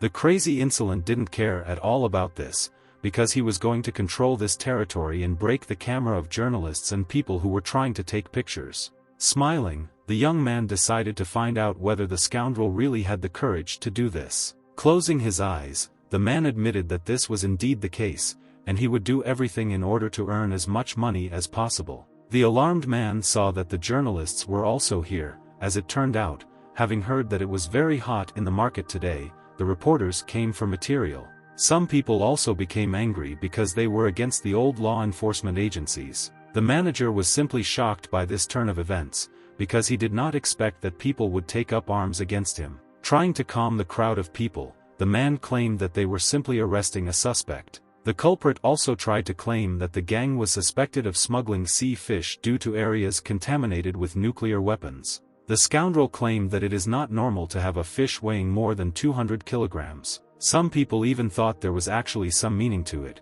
and it was no wonder the fish grew so big. The main character was watching everything that was happening, and wanted to see what the manager would do. Meanwhile, a small bus drove straight to the market. As it turned out, it was the island's maritime service. Feeling awkward, the man noticed that Captain Feng Tianyang had also come here. But as it turned out, the man did not even listen to his colleague, who argued that the suspects urgently needed to be arrested. The leader instantly approached Kurumi and shook his hand, saying that he was glad to meet him at the ceremony. Watching the meeting between the director and an ordinary guy, the manager did not understand how to react to what was happening, since he was very nervous that he might be fired. The main character decided to explain to the captain that his subordinates cruelly enforced the law and confused the public. Slander and insults arose towards the young man, and he called the police, because of which he wanted to find out what the director was going to do.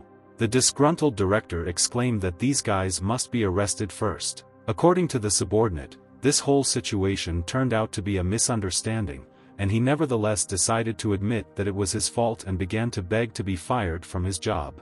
Sighing with relief, Kurumi said that he gave the manager a chance, but he simply missed it. Feng Tianyang told the guy that he would take this incident seriously and give a satisfactory answer regarding the incident that happened earlier. As soon as the boy said that something more would be needed to solve this issue, the man immediately became nervous. Starting to cry, the hero talked about how Feng Tianyang's subordinates smashed his fishing boat and insulted his reputation, and in today's time it is difficult to be an honest fisherman. Even his best friend, the young man, claimed that Kurumi was the most honest fisherman. Continuing his story, the crying guy said that the other day the East sent a fishing boat to steal his fish, and the marine service from Yala and hers, but no one paid him compensation, and because of this it is much more difficult to work. Coming closer to the man, Kurumi also said that he wanted to file a lawsuit and fight for his rights. Feng Tianyang began to become even more nervous because he was afraid of responsibility for such a serious offense. The ex-president decided to stop the director and asked him to wait a minute. While communicating with each other, the influential man explained to the director of the Naval Service that they should not allow Kurumi to sue them. After all, everyone understood that if the main character succeeds in his claim, then they will have to pay him a large compensation of money, which will become a burden for the bureau, and secondly, if he loses the case, then the reputation of the bureau will not be very good. In either way, the outcome will be bad.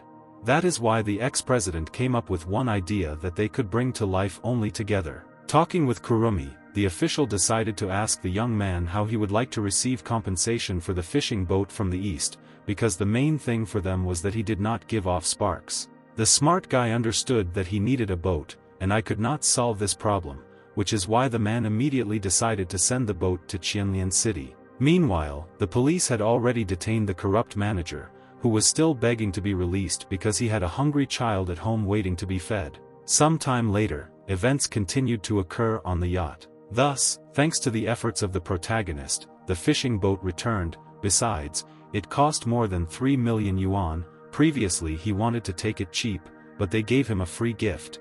Looking at his comrade, Men immediately realized that he had planned everything originally, and it was a well-prepared plan of action.